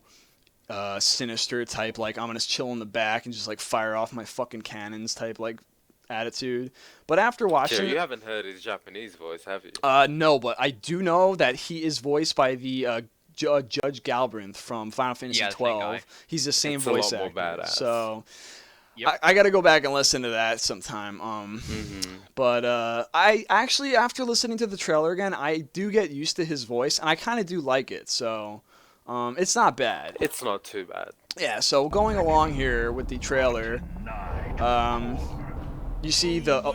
Alright, now this part, this is the only voice actor I don't like in the whole trailer, is the amal'jaa. You're not hearing the German guy. Oh my god. I didn't want to get in. He's going like, who's that? Feisten! Or some shit like that. It's gonna be like fucking... praising him like he's Zadov or some shit. Okay, I don't want to get into that. We think we're fucking Nazis or something. But I don't know, like the amal'jaa, I imagine having like this deep reptilian voice. He sounds like a fucking old man or something. Like Ifrit, the Lord of Inferno, burn these cocksuckers now. Like I was gonna imagine him being more like Ifrit, Lord of Inferno. Banish these heathens from our lands. Some shit like that. I don't know, like something deeper and like more gnarly. But aside from that, should have auditioned for this shit. Aside from that, I think Ifrit is fucking perfect, dude. He's exactly as I imagine him. So this is actually the remade cutscene from 1.0, but done in a Realm Reborn's engine. Yeah. It looks pretty good. So Ifrit's is like they fucking nailed that shit. No pun intended. It must be. If anybody got that. So you go with these like really fast-paced like freaking weapon skills on Ifrit, really close up. Can't see what the fuck's going on. And you switch to Garuda with their big titties and shit. Now, for Garuda, I think she has a great voice actress in the North American version. I got to get used to that synthetic voice that they kind of gave her, like that kind of alien-ishy robot type voice they kind of added. It's not bad. It just kind of takes time getting used to, because I'm used to like her voice from 1.0 where she's kind of like a bitch and everything. She's like, whoa! I think this is a lot more fitting though. So yeah, I think it's definitely not bad. It's just kind of weird getting used to it. It's just different. Yeah, so I like hers, but it's good voice acting. I like hers. But it's definitely takes some time getting used to. It's really only the amal'jaa one I just don't really like, but I gotta play the game some more to actually hear it. Garlean rule can bring order to Eorzea. Its You see Gaius here with his Alright, now I want to pause this part. I want to zoom in. This is actually the ultimate weapon. Now, if you go back and do some research on Google, if you type in Final Fantasy XIV Ultimate Weapon, or Omega Weapon, there's this giant four-legged fucking dinosaur-looking thing, or whatever, or this dragon. It's like a metallic machine-like dragon. And apparently that's the... what was you said, Omega Weapon? So I guess the Garleans built this thing with their Magitech and all that stuff. And they have these 3 Imperial Juggernauts with those giant, like, totem pole fucking things in the original 1.0 CG trailer. So they're carrying this thing. I guess that's like their secret special weapon or something to, like... That's obviously going to be, like, a boss fight in the main story or something. That's going to be pretty awesome. And you can't really see it because it's folded up, but if you go type in Omega or Ultimate or whatever weapon on Google with Final Fantasy XIV in it, you'll see the concept art of the full thing. And strangely enough, the head of it looks a lot like Gaius's. A lot of people were pointing out on the forums, so that's an interesting little pointer right there. Now here I want to pause the screen. You see these giant troll-like things. If anyone here has played Final Fantasy XI, you automatically know what these fucking guys are. These are the Gigas that were like in Quiffum and shit. You can't see them because there's a lot of shit on the screen. It's really fast cuts. But if you zoom in at certain points, you can actually see like they have the body paint on them, the giant clubs that they would wield. One of them kind of looks like the... I forget their... Soraka, what were those giant, like, bear-like things that were like moblins? They were those big fucking nose things that look like birds. Bugbears, or what were they called? Or they were in that Movolopolis, or whatever that place was. I don't remember. But the one in the trail... they were in Movolopolis, it looks like, they were in various E&Ms. It looks like one of them is right there. I can't see, but it looks like he has a big nose, but it could be just another Gigas. Now, in this part, you see the Hawke Manor scene. This is the succubus that me and Gallo actually fought in a party. I have a recording of it, but unfortunately I can't show it because it's pre-Phase 3 footage, but it was a really cool fight. The fight consisted of, there's 2 of them, and the one in the final room in Hawke Manor that you fight, and she's located in the Black Shroud, by the way, if you guys weren't knowing. So if you get into Phase 3... if you go to Hawke Manor, you're going to be fighting this bitch. So she gets like these 4, what were they called? Lamps or something? You had to like turn them off. Pylons. Something like pylons. Mm-hmm. Yeah, like lamps or, I forgot what they were. But anyway, she has these 4 lamps in the corners of the room. And if you don't take them out, she just continuously shocks your party. And you got to continuously turn them off until she's dead. And it's pretty cool dynamic, so I like the little slight puzzle strategy element added to it. So that's what her fight's kind of like. Jer. Yeah. Did you say that you saw a bugbear in the footage? Yeah, it looked like one. Wow. That's interesting. It looks, I don't know, it could be just a Gigas, because they have a couple different size Gigas in that trailer. Yeah, it's probably just a Gigas, but it would be cool if they brought these guys back. Mm-hmm. Another note is a lot of people on the forums were saying that Gigas were going to be the beastmen that worship Shiva. If you go anywhere on the forums mentioning her, you'll see Gigas tied to it somewhere. So now that they are confirmed to be in the game, who knows? I mean, they could be. I don't know. And they're definitely tied to ice, so that's a possibility. Yep. Right here in the trailer, I just paused again. You can see Titan they're fighting in the new Primal section. He was never in the original game, with one exception.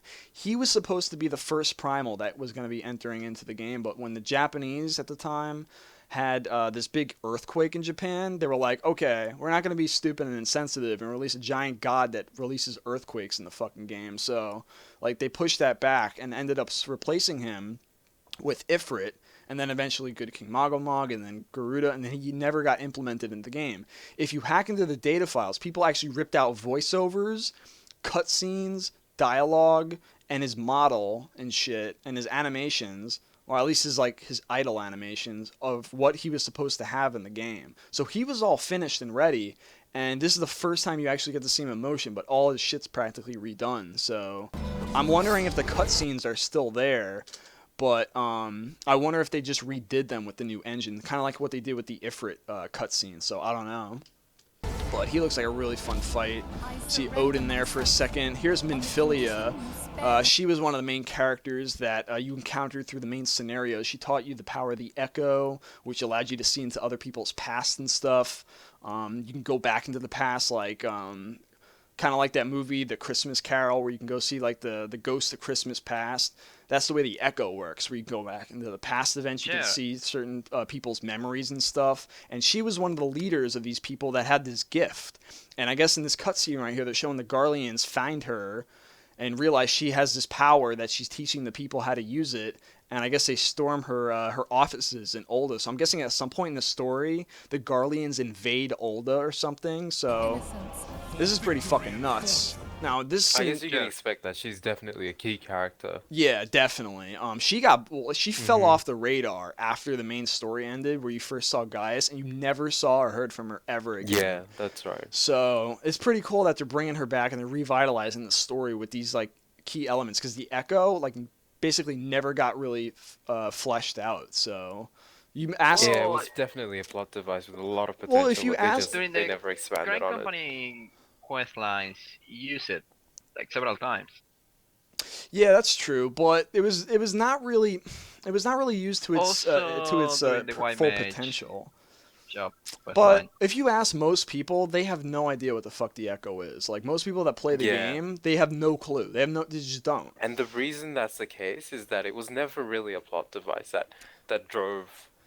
It didn't really have any significance in the story, but it looks to me here.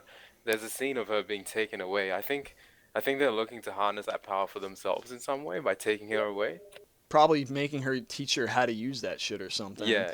Now, another thing is, with the power of the Echo, which would be fucking amazing if they could do this, if you can go back into someone else's, like, memories and play as them in a special, like, mission, so maybe you can, like, go into, like, Gaius's mind and you can play as him or something to learn a part of his story, so you can, like, fight as him and shit, and I don't know. It's like a special scenario where it's like single player. Like I said, there's a lot of potential in that one. They can plot device.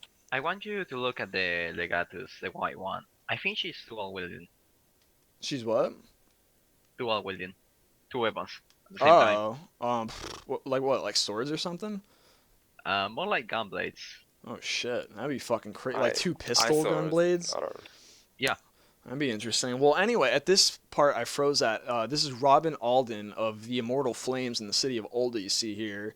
So that'd be your Grand Company leader if you join ul'dah. Now it switches over to Merwyd Blowfishwind. That's a mouthful. She's basically the admiral and the chief in charge of Limsa Lominsa. So she's actually my Grand Company leader in Limsa, so you get this big-tittied Rogadin if you join that city, and she wields like dual-wielded muskets and shit. She's pretty badass, so she's actually really cool. I have to say though, I think they messed up with her voice. I think they should have chosen like a lot. I agree. I think they could have done better, but I think it's good. I'm not disappointed with it. I think I like it. I do. I think it's a good decent choice, but they definitely could have done better. They definitely could have found someone that really brought her to life more. Much better job, yeah. But it's still good. It's no amal'jaa by far. Amal'jaa is fucking terrible. I'm sorry. Don't worry, we're gonna kill them all. Robin, by the way, is really good. Now here's Kani-sana. You see basically this is a retelling of in this cutscene of the right at the end of an era. So I'm wondering if this is actually an Echo scene where you go back and see what happened to them through their eyes. I'm definitely expecting to see like Echo scenes of what happened in 1.0. For yeah, example. I guarantee you, dude. I guarantee you that people have not played the first game. They're gonna learn the Echo like we did way back 3 years ago, and they're gonna go back into our past and see what the fuck happened with our game that led up to what happens now. So I think instead of having to like watch cutscenes online or actually have missed playing the game, I think if you go through the main story and experience these Echo segments, which when you obtain this ability to see into the past and access people's memories and gain knowledge, I think that's going to teach you more into the backstory and leading up into like the prologue and to the actual main scenario itself of A Realm Reborn. So that's what this scene kind of reminds me of. That's definitely good potential content for our new players. Now you see This is the Enterprise, this is Sid's ship. This is where he brought you on to face Nail Vendarnis at the end of the first game. He's got a beard now too, which is fucking awesome. Looks like Jesus. I was expecting his ship to be a lot more badass. Now you got I don't like the beard. Oh, I think it's awesome. Oh, right here you see the fucking Omni Slash. This is Cloud's Buster Sword. Actually, go back and rewind this. I have a lot to say about that. All right, so I'm gonna freeze frame on this fucking Buster Sword, and then we're gonna just talk about it. So, all right, so here just showing off all the limit breaks. Now, oh, there we go. All right, so I'm trying to like get like a perfect freeze frame of this fucking thing.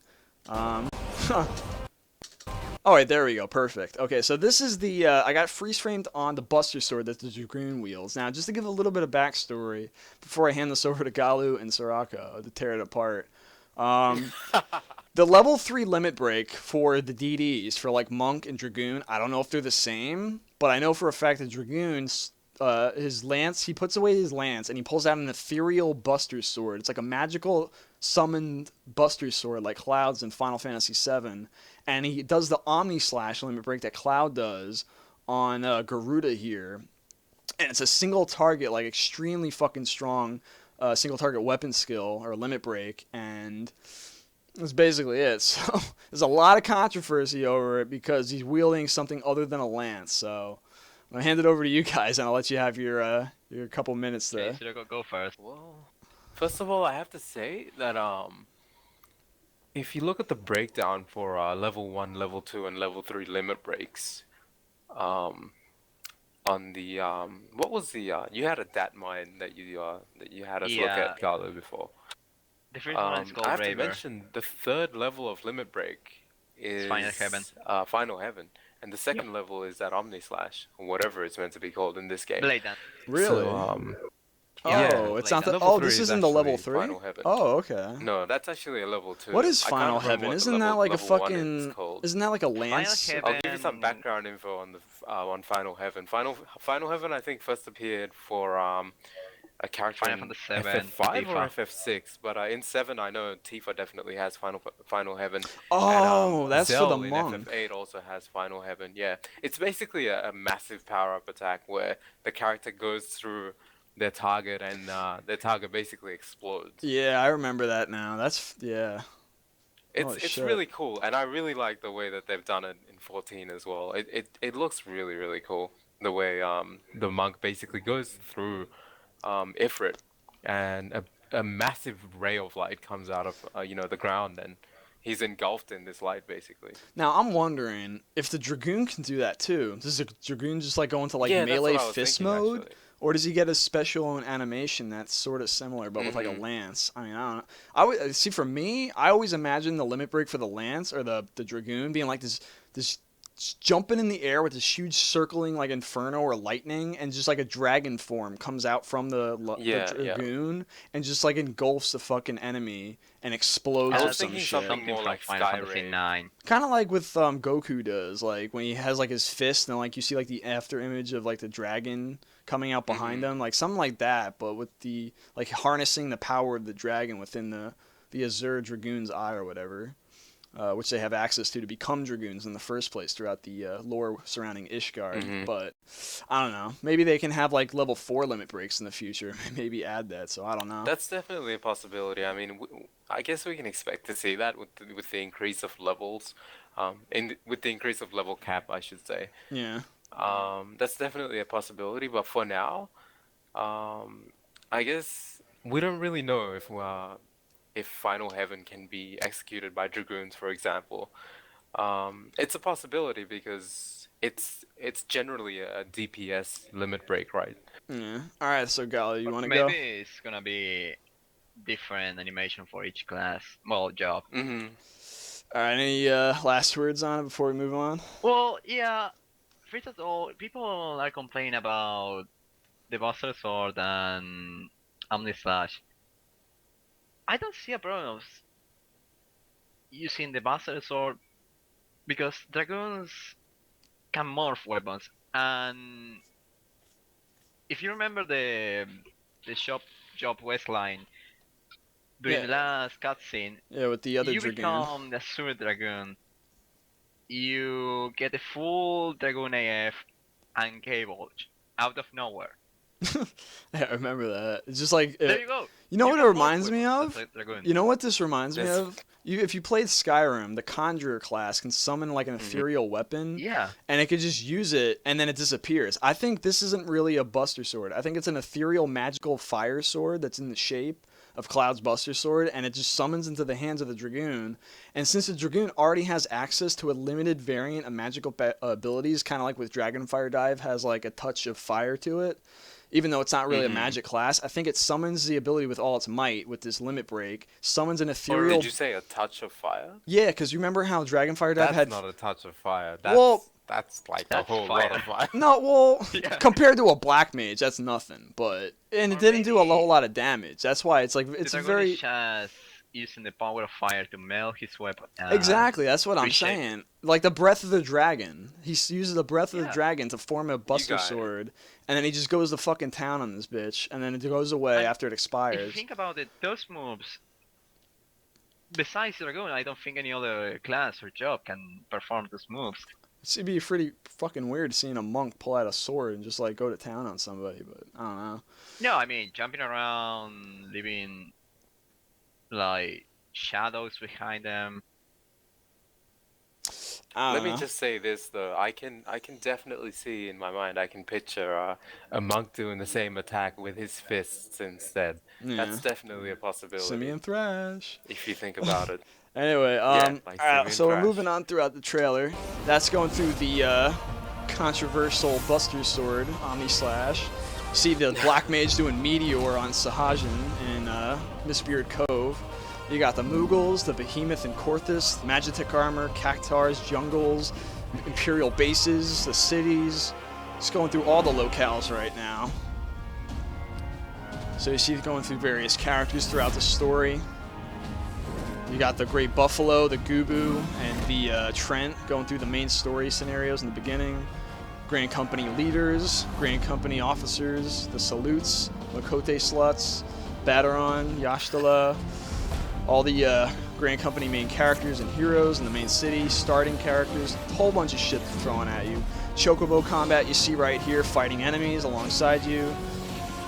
Various enemies and limit breaks going off. Fucking, oh my god, I gotta go back. This shit is too. You gotta freeze frame this fucking There's a thing. lot of stuff. Look at There's this. definitely a lot. All right, this right here, you see a bunch of feathers flying all over the place. This is obviously the level 3 Phoenix Down ability with all the golden feathers flying. It's kind of like the Phoenix where it raises everyone and cures them. I think that's what that spell is like with the feathers going everywhere. You see in this one, fucking meteors just raining down from the frickin' sky. It looks insane. And then There's one before that. it's a green one, right? Yeah. Yeah, I'm I gonna think see if that's I. Ultima. Yeah, I don't That's a know. reference to Well, Ultima. well, it might be because I heard there was this. I think it's the level 1 Black Mage ability. I think, unless it's the Dragoon doing it, I can't tell. It looks like the Black Mage is casting it because he has Meteor. That I forget- Skyheart, Starstorm, and Meteor. I think that's Skystar because it's coming from the sky and it looks like it's a single beam. No, Skyheart. Yeah, isn't that it? Oh, I could be wrong. Yeah. That could be the Dragoons, but I think it's the Black Mages. But I don't know. No, I think you said Skystar, and I said Skyheart. Oh. That's interesting. Anyway, this But anyway. shot right here is Batraul or Barbados because he's a white gargoyle. Let me tell you, this motherfucker was some crazy son of a bitch back in the day, man. Like this was like the first, besides the ogre, this was like one of the He first. was the end game. He was like the end game for us, like way back when. Now he's like a Mhm. fucking pussy ass pushover. But the white one was actually used for the Black Mage AF quest. So if he's still in the game and you're a new player, I guarantee you, if you're a Black Mage fan, you're gonna see this fuckhead eventually. If you're doing one of the Yes. Korthus dungeons in Decimal Darkhold, if it's still in the game, you'll see a red version of him. And then for the Dragoon faction lead for the Relic Reborn quest, you had to fight like, what was it? You had to fight like 3 of them, and then one red one that was like 5. gigantic. Yeah, 5 of those white ones, and then 1 big red one. I actually have a video still on my channel of me and Galu fighting that fucking thing. If you want to go back and watch that. But They're pretty interesting cool enough. anyways. They have some decent mechanics. But anyway. Interesting enough, if you look in the background, there's this robed guy that's been appearing in this trailer in like very very he's very cloak and dagger. He's not really sticking out like a sore thumb, but you notice him. I think he's like this crazy mastermind guy that's gonna play a huge part behind the scenes with a lot of the stuff that goes on in this game. I don't know. I'm taking a swing here, okay? And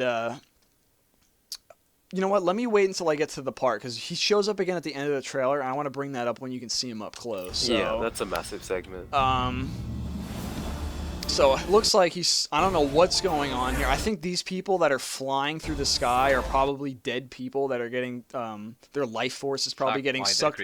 So, yeah, exactly. I think because they say when people die, they give off aether, which is like the energy life force, kind of like in Final Fantasy VII, where when people died, yeah, the life stream. I think this is, Final Fantasy XIV's world works the same way, where people die, they have aether. Aether is like the energy, their essence. When they die, their aether gets absorbed by the Mother Crystal, which is who they're flocking to. The problem is the aether also gets absorbed hardcore by the primals. They live off that shit. Like, they eat the fuck out of that. That's how they stay in the corporal realm.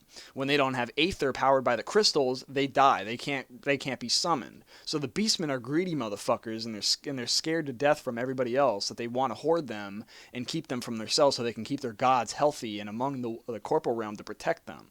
So that's what the whole story arc was with the primals and the beastmen. The Garlean Empire just wants to destroy the beastmen and the primals because they see them as a threat, and your character, along with all the major races you can play as in the game, they find everybody to be a threat. So that's the major storyline arcs involving the Mother Crystal, the Empire, the Garlean Empire, and the beastmen tribes and their primals. So that's the main story arc you're going to experience at the launch. And then I guess the players are like the ones stuck in the middle. Probably, yeah. They're like stuck in this. Is but the beginning of another. Now this guy right here. Tale of the crystal's demise. Alright, so pausing on this fucking guy. This is the cloak guy you see about like 3 times. They show him at the end of the era part where everyone's getting transported into the future, where Bahamut shows up. They showed him there. And then they showed him again at that patrol part where they showed them with the gargoyle wielding the white gargoyle wielding the axes, and they show him again here. So no one knows who this is. No one's seen him before. He was never in 1.0. He probably was, but behind the scenes, obviously, since they showed him in What if he is younger? I don't know. I think this. Well, Yuri Anger was actually an Elzen. This guy looks like a Hur. There was these people called the Shadow Eaters, okay? The Shadow Eaters were a part of, I think the Ashians were a part of them. The Ashian was like this fucking Grim Reaper looking thing that appeared one time in the story. And if no one's played the game before, if you're watching this, you'll have no idea what the fuck I'm talking about. Just imagine like a Grim Reaper with no face, and he's just like wearing bones and a cloak, and he just floats around, and he scares the shit out of beastmen. He appeared once in the story, people hid and ran away from him, you never saw him again. So they call him the Ashian. And there's actually a thread about that on the forums right now, Jera, and they've got screenshots and everything up of that particular monster or whatever you want to call it. Well, actually, Galu linked me to data files showing him in the game again, so he's going to be resurfacing. Okay. Yeah, and they actually have a theme for him too, and in the soundtrack they have one labeled Ashian. Right. So he's definitely coming back. So I'm really curious to find out what the fuck is the story behind him. I think he's linked to the Shadow Eaters. The Shadow Eaters appeared in the Limsa Leminzen campaign. I don't think they were in the other ones. No, but on every campaign. But he was in. I do know for a fact he was in the Limsa one, and he stole this artifact in the story, and they never heard from him again. It was like a story arc that was brought up and crafted, and it was completely botched. They never answered the questions. You never found out who they were. You never know. I don't have no idea who the fuck this guy is, but I have a feeling he's linked to them. Like the Paragon. Yeah, I don't know. But I'm thinking maybe this guy is a Lamp of Dalamud. I don't know. I think they were kind of just a bunch of crazy fucking psychos. I think this guy is much bigger and much more dangerous. I don't know who he's affiliated with. I think they're part of the Shadow Eaters, but I could be wrong. They could be something entirely new. Yeah. And then at the end here, it shows Bahamut hinting that he probably has a link to Bahamut, and I don't know. I just don't know. Lamp of Dalamud. Well, you could be right. I could be wrong. You do have there is some support for there, and it shows that guy is 2014. definitely the next villain. 2014 PlayStation 4. So that's the end of the trailer there. But yeah, I mean, he could right after the main story arc, it could open up with that guy. That he could be like the next major storyline. That's what I'm thinking. So that's the end of that trailer. So going on to the remaining blogs, we got 1, 2, 3, 4, 5, 6. Okay, so we got 6 blogs, so let's go right through them. So these are pretty short. They're not too long. It says Back to the Future, June 11th, 2013. Hey all, Fern Hollis here. If you've been following the news from E3, you'll know that today was a big day for Square Enix. At 9 a.m., we held a private press conference for the media at the prestigious JW Marriott Hotel to showcase what Square Enix has in store for the future, hence the conference name, The Future, in addition to trailers and a Q&A session for Final Fantasy XV, Kingdom Hearts 3, Lightning Returns, and Final Fantasy X and X-2 HD Remaster. The one and only Naoki Yoshida took the stage to show off the Crystal's Call trailer and tout Final Fantasy XIV and Realm Reborn's entry into the PlayStation 4 ring. Our Moogle mascot tried to force his way onto the stage as well. So it's just Yoshi P here. Basically, IGN, GameSpot, Game Trailers, Game Breaker, all those motherfuckers were sitting here watching him on stage in this private press conference, which was not allowed to be live streamed, which is probably why you haven't seen it yet. The only people that managed to get it on live stream is the Square Enix Presents channel, and you might have missed it, but if you go back on their Day 2 footage somewhere, I don't know where it is exactly, but they recorded it somewhere on their channel. I saw like a replay of it, but it might be, I think it's on the Day 3 actually. I think they re-uploaded it, even though it was technically on the previous day. I guess they saved it for the third day to show it off again as a recap. So you can go back and watch it under the third day if you're interested to see what they did. And they just basically showed the trailer off, and Yoshi P did like a basic demonstration of what Final Fantasy XIV is, and I guess the new stuff that's going to be in the game about the PlayStation 4 version and stuff like that. And also finishes up by saying, but was quickly removed by security and escorted to the elevators back to the lobby, which just happened to be pimped out in Gaius colors. So the elevator here is completely just like printed with Gaius Van Balsar on the fucking thing, which is pretty sick. So everyone that went through this elevator up and down E3 got to see this shit on here, which is pretty awesome. Like I said, they put Gaius all over the fucking place. So, and it wraps up by saying, sweet. Fern Hollis. So that is leading us to our next one. This is the good one. This is It Bleeds, But Can You Kill It? Which is a play on words because the original quest was called If It Bleeds, You Can Kill If Ifrit Bleeds, You Can Kill It. So it was like it was a play off the Predator line with Arnold Schwarzenegger and the fucking Predator. If it bleeds, you can kill it. Ifrit bleeds, you can kill it. So it says it bleeds, but can you kill it? Because nobody could fucking kill Ifrit on the first live stream day. People were getting wiped left and right. They weren't listening to the guy who was telling them what to do. So it says June 11th, 2013. Hello. Fern Holly's back again for another report on Day 1 of E3. As many of you already know, Final Fantasy XIV has commanding presence at this year's Square Enix booth. Not only do we have a private theater just for Realm Reborn, but 16 game stations, 8 Windows PC, and 8 PlayStation 3, so that's 16 total, and a commentary booth, all this to accommodate the Ifrit battle. Let me give you a breakdown of how the system works. First, players who have lined up for the event are led into the private theater, where, after a screening of the Crystal's Call trailer, which we just showed you guys when we walked through it, that's what they got to see, and then after that, they are given a short presentation about the game and the challenge. So they taught them how the Ifrit fight works, how to watch out for plumes, and basically what you have to do to take him out by going after the Infernal Fetters, which weakens his Hellfire, and then you can finish him off. After being split up into 2 teams and choosing which class they will play as, players are led to the game stations and are given a mere 10 minutes to defeat Ifrit, with complete strangers piling on the pressure from behind. So this is what the fight that we were watching earlier about the guys going up against Ifrit and them all fighting him in the Bowl of Embers. And this is the level 30 Ifrit. This is the easy mode Ifrit. This is not the hard or extreme. 25. What do you mean? 25 minutes they had to beat it, or 25 minutes in the fight total for the mission? No, level. Yeah, I think so. Well, all the players were level 30, so I think he's level. I think it's the level 35. Yeah, I forgot what level that quest was, but it was somewhere in that range. Some other. Well, the quest, was level 25.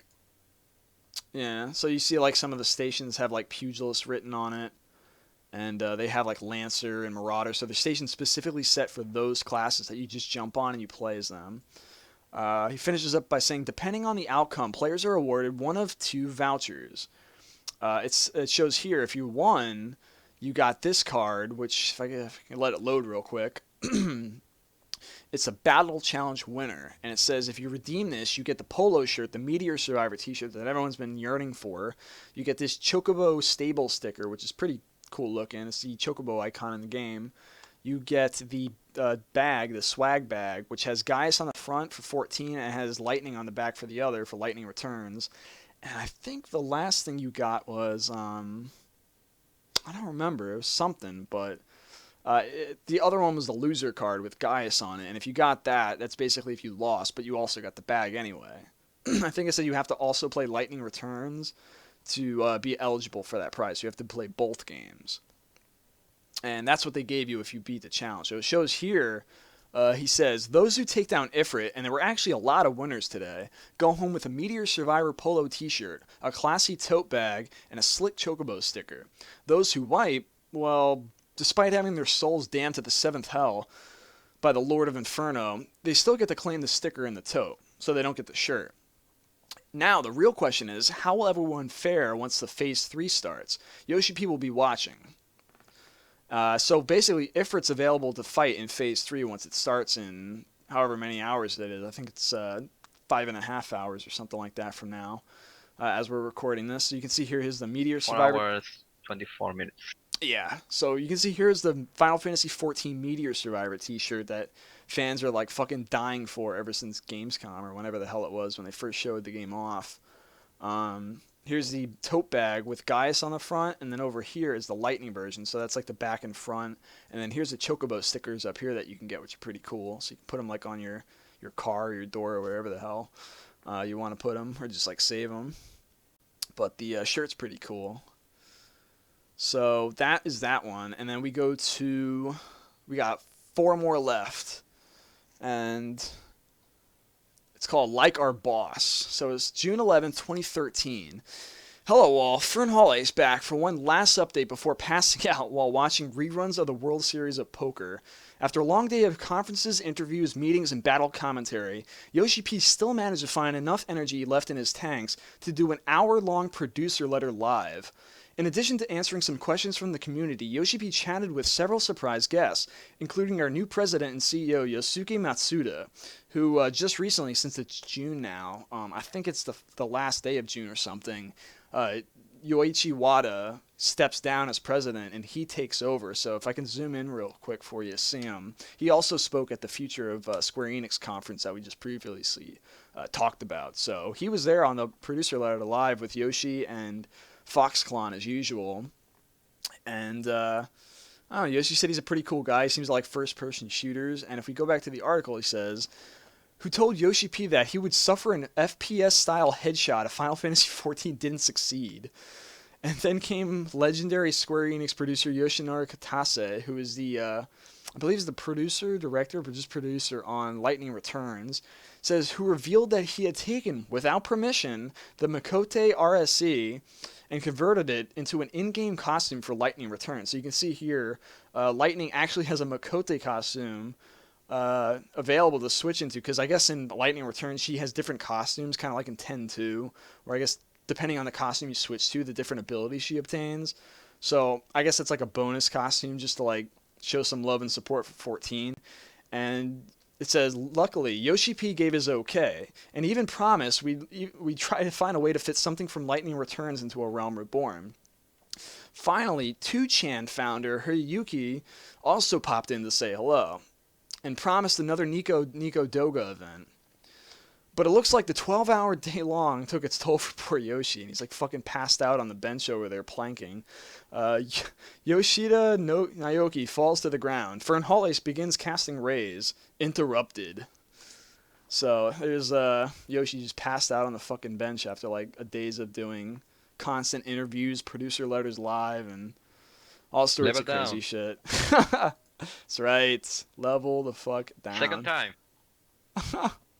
It's gonna be a fucking... There's actually An awesome photo of that with Yeah, level down on somebody Yeah, that's why I photoshopped said that. that. That's awesome. awesome. Okay, let's see what we're on. All right, so 3 left to go. Choose your fate. Okay, now we get into the good stuff. This one comes with a video, which I'm not going to go over the whole video because this is like tutorial stuff, and I'll let you guys experience it on your own from watching it, but I want to go over the one cool part I found really interesting. So it says, choose your fate, June 12th, 2013. Greetings all, Fern Hollis here. It's the last day of E3, and that means a new developer walkthrough. This time we have a rundown of the Fate, full active time event system. Final Fantasy XIV developer commentary, the full active time events. So I actually downloaded this for easier viewing, and it is right over here. All right, so if you guys want to pull this up, you can too. I'm just going to go over the one part that I thought was really cool. Lower the volume a little bit. It's kind of loud. All right, so this part is basically just showing off the bandit encampment. This was in Phase 1 and 2 of beta that we got to actually play. Except for us, it was like filled with fucking people all over the place, just killing the shit out of these guys. The NPCs fight alongside you, which is pretty cool. So it's really dynamic, it's believable. So the NPCs aren't just standing there as like doorknobs doing nothing. You can let them die, you can let them live. They have speech bubbles that pop above their heads when they're like screaming in battle and stuff. They also changed up the Lancers animations, I noticed. They're a little bit more fluid and stuff and different looking, which is pretty cool. So I like that. Either that or it's a new skill that I haven't seen before. I don't know which. So skipping along here, at a certain point, the leader of the bandit camp actually goes and releases their pet Adamantoise, which is fun, ironically called Shredder, if you're familiar with the Ninja Turtles. So they take this big fucking thing down, and he drops to the ground. And they basically reclaim the bandit encampment, and they get fate complete. Now, the one I wanted to show you guys here is in Thanalan. This one is really freaking cool. So, a bunch of Kikern, which are the rat beastmen from Final Fantasy XI, they come storming in to like this little town on this big bridge that was shown in one of the Tour of Eorzea videos, and it's kind of like SOCOM, where they go in there and they go after the hostages and the fucking villagers and they steal them. And here's the cool part: when the Kikern, they have this animation where it's like a little, it's like a charge bar, and if the charge hits max, they basically capture the civilian, and it gets captured to their base, and the NPC won't be there anymore. He'll be gone. So you have to do this new fate that triggers if you fail, and you have to actually save all them and shit. So you have to go back into their stronghold, defeat the beastmen and their leader, and you have to save all the people that they just kidnapped, basically. So you're seeing right here, the Kikern are running up, and they're doing this clapping animation to capture them. So you have to kill them and interrupt them before they actually are successful. So you have to have a group of people in here just beating the living crap out of them and killing them all, which is pretty cool. So if this is going on and people are like doing Ifrit and they're not even paying attention to like these NPCs, the Kikern will just come in here on their own time and they'll just freaking just steal everybody and kill them all, which is pretty nuts. So like, for example, they were saying like maybe there's this NPC that sells these really good items that you can only get from him. If these fuckers steal him, you can't no longer buy stuff from him. You have to go back and reclaim him in order for him to show back up into his original post, and you can buy stuff from him again. So like if you need Hope he's not the one who sells coke. Dude, I remember that guy from fucking, where was he in? God, that's serious. Oh my god, remember the coke dealer? Like, you got some score? Nobody knows what we're talking about, but Expensive as hell. it was, man. Fucking crack cocaine dealers in Eorzea, man. Gotta call on the cops on those bitches. What's like 100k each? Something like that. Hey man, drug dealers gotta make some money too. And then in this final part, he basically fights the leader of the pack, who's this giant frickin' amal'jaa, who's just frickin', he looks bigger than like a normal amal'jaa. He's like a couple sizes higher. But that's the end of that video. I just wanted to show that off and demo that real quick. So going right back to our sorry, fixing my mic here for a second. Going right back to our blog post, it finishes up by saying, Phase 1 and 2 of the beta test only gave a sample of what the system has in store for players, as Phase 3 will be introducing a lot more. And when I mean a lot, I mean a lot. How much exactly does a lot entail, you ask? Try over 100 new fates. And remember, we're still in beta.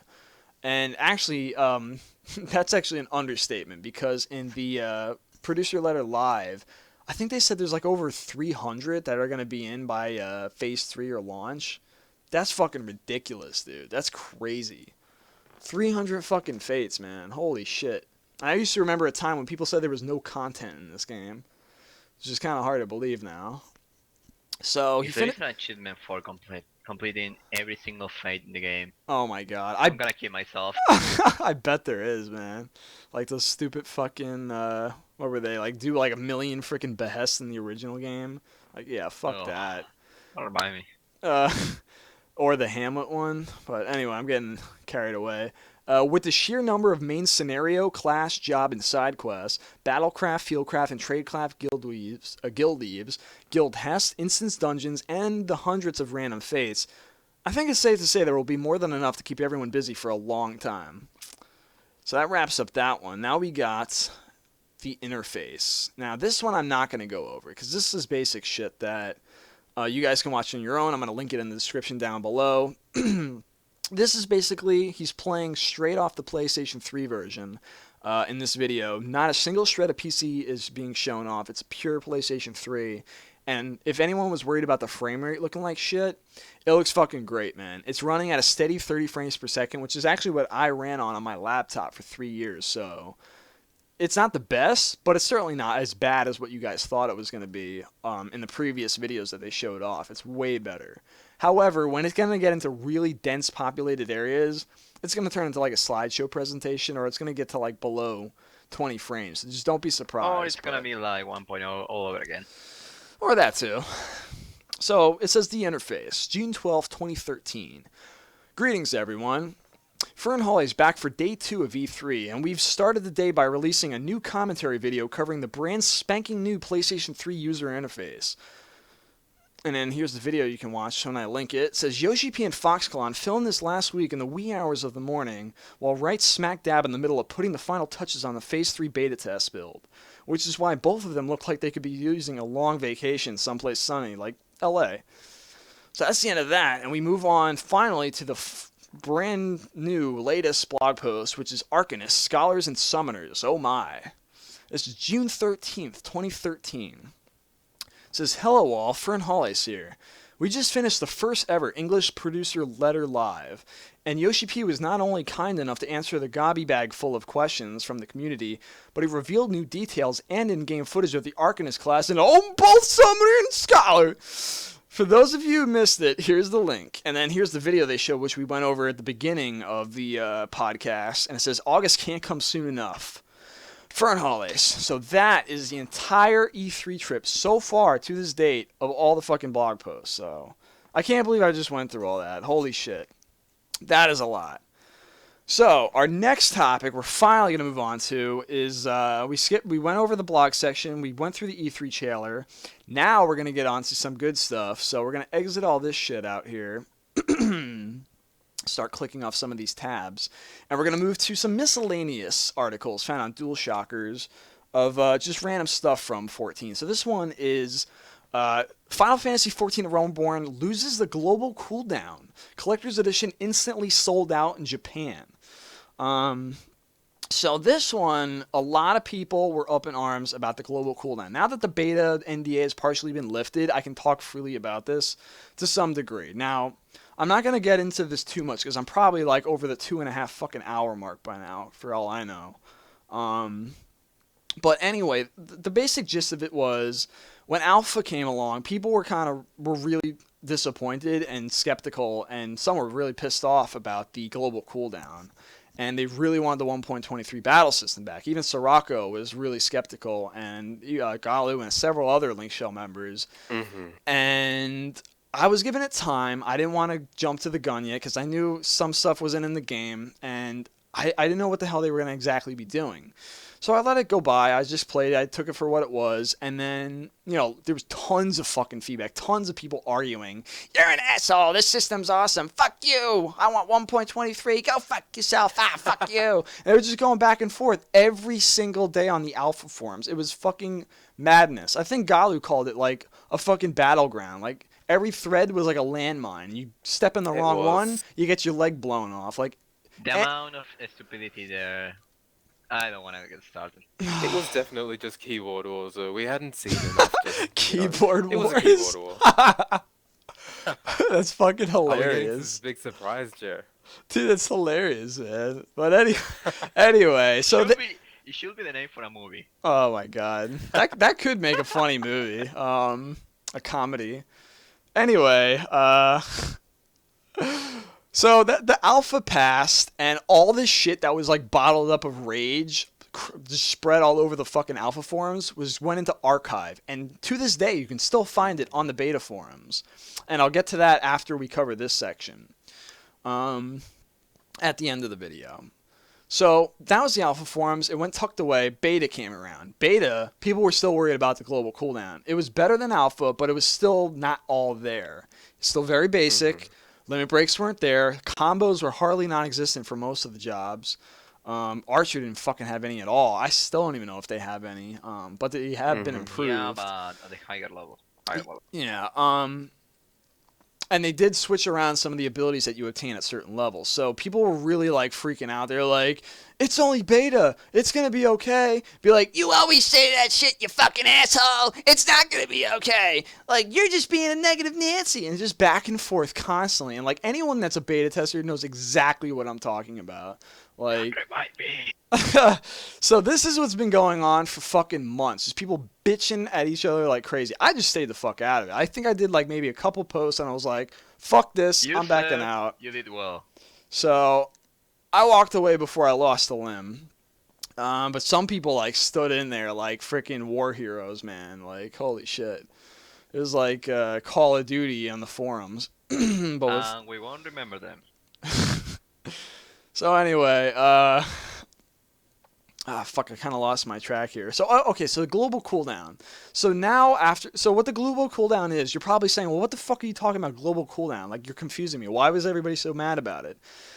This is how the global cooldown worked. You pop an ability, and all the bars basically run on the same timer. So if you popped one, you have to wait for this global cooldown to use your next ability. You can't just, like, go from one to the other. They don't have their own separate cooldowns. In 1.0, you basically, everything had its own cooldown. You could just basically go through this big cycle of your setup on fights, and you just master it and perfect it. Whereas in the beta thus far, you can only do like one attack at a time. People are like, oh, it's a spam fest. You just sit there and fucking spam abilities. There's no point in doing other abilities and shit. You don't have to move. You don't have to do positional combos. Positional combos are practically non-existent. Like there's no incentive. So, you know, this has been going on for a while, and it's been going way out of hand. I can sit here all day, like, fucking going over the whole story, but just for in the convenience of time, let's just say that finally Yoshi P listened to everybody's woes, and this is what happened. I'm going to get to it right now. In quotes, it says, and this was in his recent interview with Game Watch, which is a Japanese journalist website. It says, so far, everything was limited by global cooldown, but abilities will now have individual timers. Weapon skills will still fall under the global cooldown, but you will be able to use abilities in between. I think it's good to be busy. While the timer for the global cooldown is still going between weapon skills, you can still use other abilities. For instance, if a character is a gladiator, his DPS is not a concern, as his role is holding enmity. As a monk, on the other hand, you can run to the side or behind the enemy and buff yourself to increase evasion or giving yourself haste. And you'll be able to do that while keeping the attacks going. If you miss a combo, you'll need to restart from scratch and rethink your strategy. Your damage over time will change depending on that. And he says, situational and positional attacks have also been given a revamp to make battles busier and more tactical. Now, he says again in quotes, at the beginning, new players are limited in the amount of skills they have. They will earn more as they level up. We made sure to keep under control the number of battles you need to level up. And after that'll happen, you'll receive new abilities. But you won't necessarily use them always in the same order. As you learn skills that you'll use in between those that you already have. You will also notice that damage will increase depending on position. So this is a big thing too. People were like, well, what the fuck's the point of moving around in positional combos? It doesn't work like 1.3 anymore. Well, they were right. It didn't really have that much of an effect. So Yoshi P analyzed it. He listened to people's feedback and he said, you know what? You guys are right. For Dragoons, being behind it on the side will give you the max damage bonus potential. Being on like the side and behind for like monks will also help increasing your haste and your combos and shit, increasing damage and criticals and stuff. Whereas being in the front more would benefit you as a tank, and being far range would benefit you as a caster. It also says here, for instance, the first attack may need to be used from behind the enemy, and the second of the combo from the side. Excuse me. You'll first go behind the mob, then move to the side to use the second attack. Then you'll have to watch for the mob using his own weapon skill and dodge before you deliver the third weapon skill to complete the combo. On the other hand, you can decide to skip the third weapon skill and restart from the first to increase the buff it provides. If you take too much enmity, you can use Featherfoot to increase your evasion, and after dodging, you can deliver a counter ability. So they have all these fucking counter abilities, positional combos from being the side behind. The combos from being in a certain position also have made a comeback. So, you probably haven't really seen it in the Ifrit fight because they don't know what the fuck they're doing, but they are there, okay? So in Phase 3, you should be able to test that out, and it should be in there. If not by Phase 4, but it should be in Phase 3, he said. It sounds like he's trying to take the battle towards a direction where players need more like dynamic sort of routines. Yeah, because people were saying like it's spamming and doing all this like, and it was right. It was kind of it was. So they did. So he went back and he added in positional combos, counters. Like if you counter now in the game with evasion and stuff, because I guess Dragoons have evasion now too. I think it was called parry. Remember? They get damage increase from that, and also you can trigger weapon skills based off dodging and shit. So yeah, Keen Flurry is meant to be a parry buff now. So yeah. So I don't know if you guys have any other input on the cooldown and the whole thing behind that, or. I'm all for it. It sounds like he's going in a really good direction with that. Global cooldowns was a stupid concept for healers. Yeah. Also, I think I can't really agree. I hope that it has its place. I hope that the Paladins flash is on a separate cooldown too, because they were both tied to weapon skill, and it was really hard. Like you can do it, but it's you're basically just going to be going flash, weapon skill, instead of like weapon skill, flash, weapon skill. Flash, like you have to mix it up a bit. Whereas in the beta, I remember I had it flash first, or like do shield lob to pull them, flash, do your fucking weapon skill to get your MP back, then do a flash again. Otherwise, you would lose hate, and then maybe after like 2 or 3 flashes, you could do a couple weapon skills, and then you have to do a flash again. Otherwise, you fucking lose it. So hopefully they put that on a separate cooldown, because it sounds like all abilities like that are on their own separate cooldown, whereas all weapon skills run on the same, which I'm fine with that. I want to test it out and see what we think. And if worse comes to worse and people don't like it still, then they'll end up changing it like he did here. So it's really cool. We can always kill Yoshi. Or you could do that and we can get Tanaka again, wherever he is. Yeah. And we can... I think he's dead. Or sick. No, really, I think he's sick. Oh my god. Alright, well, moving on to our next part. Here's another small article. It just says, E3 2013, Final Fantasy XIV PS4 to be released in early 2014, and has a crossover with Lightning Returns announced and more. So this is basically showing Foxclon, Yoshi P, and Yosuke Matsuda, I believe his name is. Yeah, I got it right. Yosuke Matsuda, who is the new president of Square Enix, all on the Square Enix Presents live stream. Okay, so they were talking about 14 and blah, blah, blah. They were also saying that he also clarified that more details on the necessity of having PlayStation Plus to play on PS4 will be shared after his return to Japan.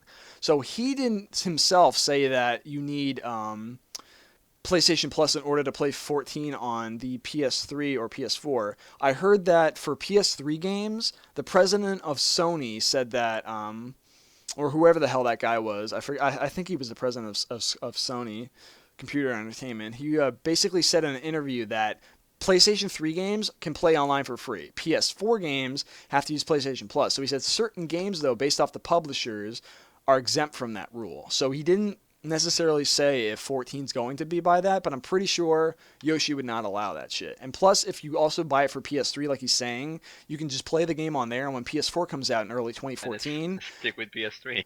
Well, that too, but you can also upgrade for free, I think, to PS4. It's not confirmed 100%, but it sounds like, based off what he said, that you could just basically download it for free. And because think about it.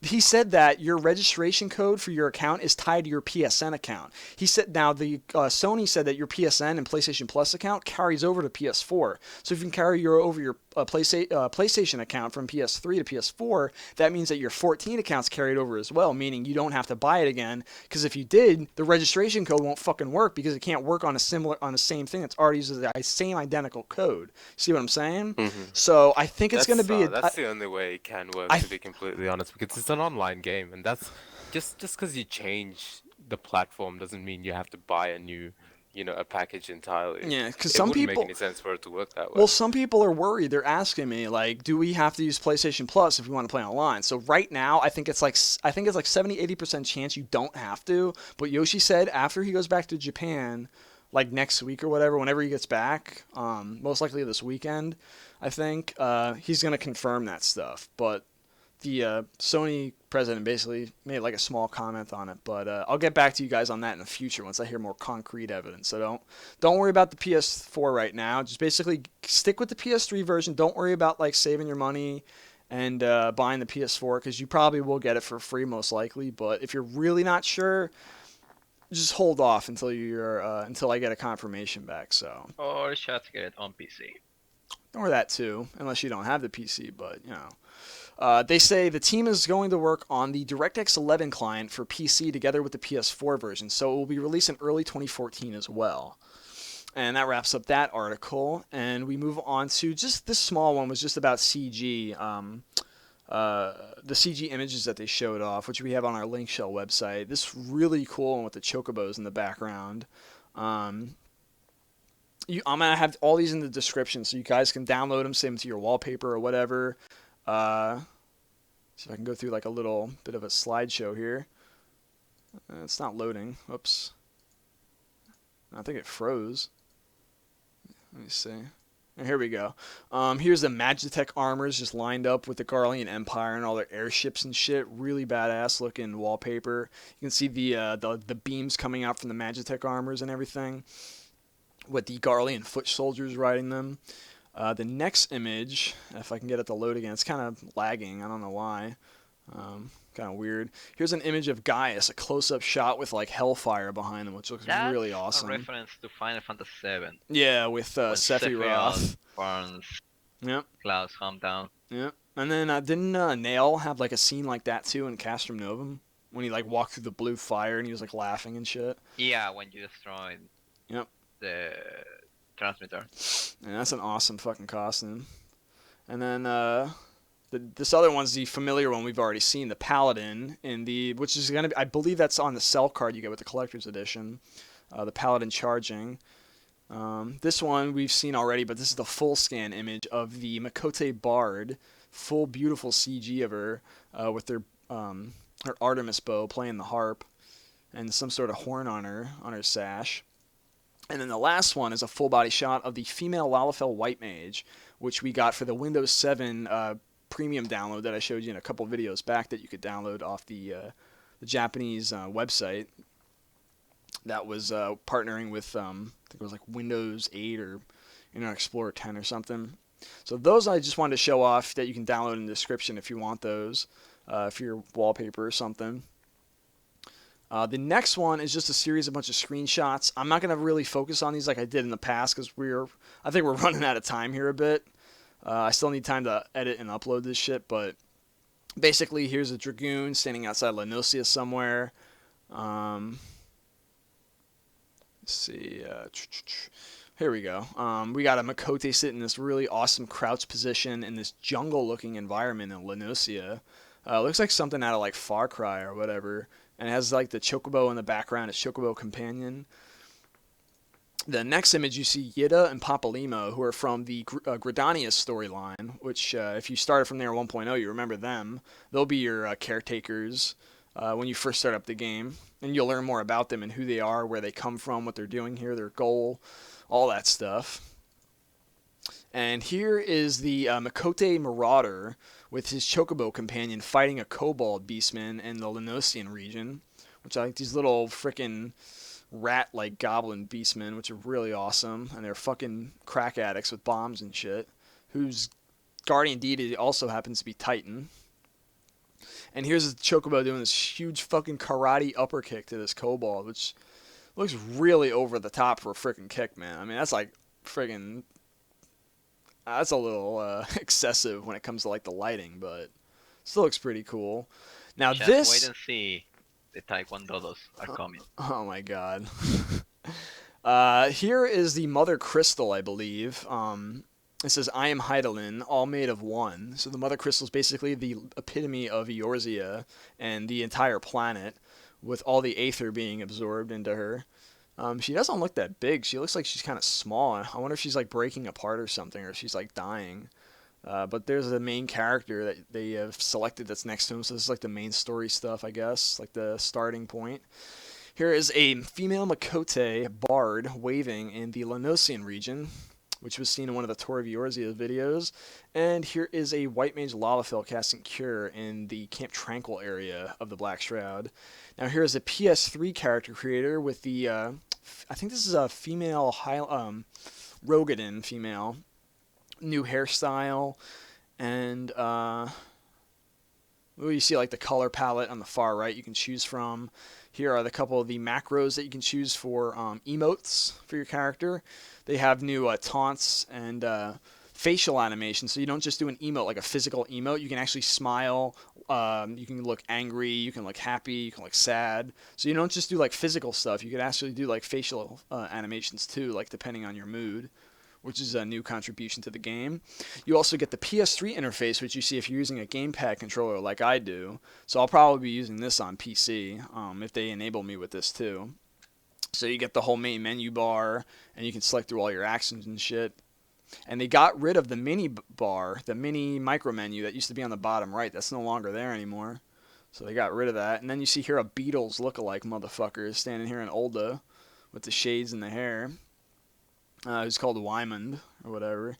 I don't know who the hell he is, but he was shown off in the trailer. And that is all the screenshots that they showed off at E3.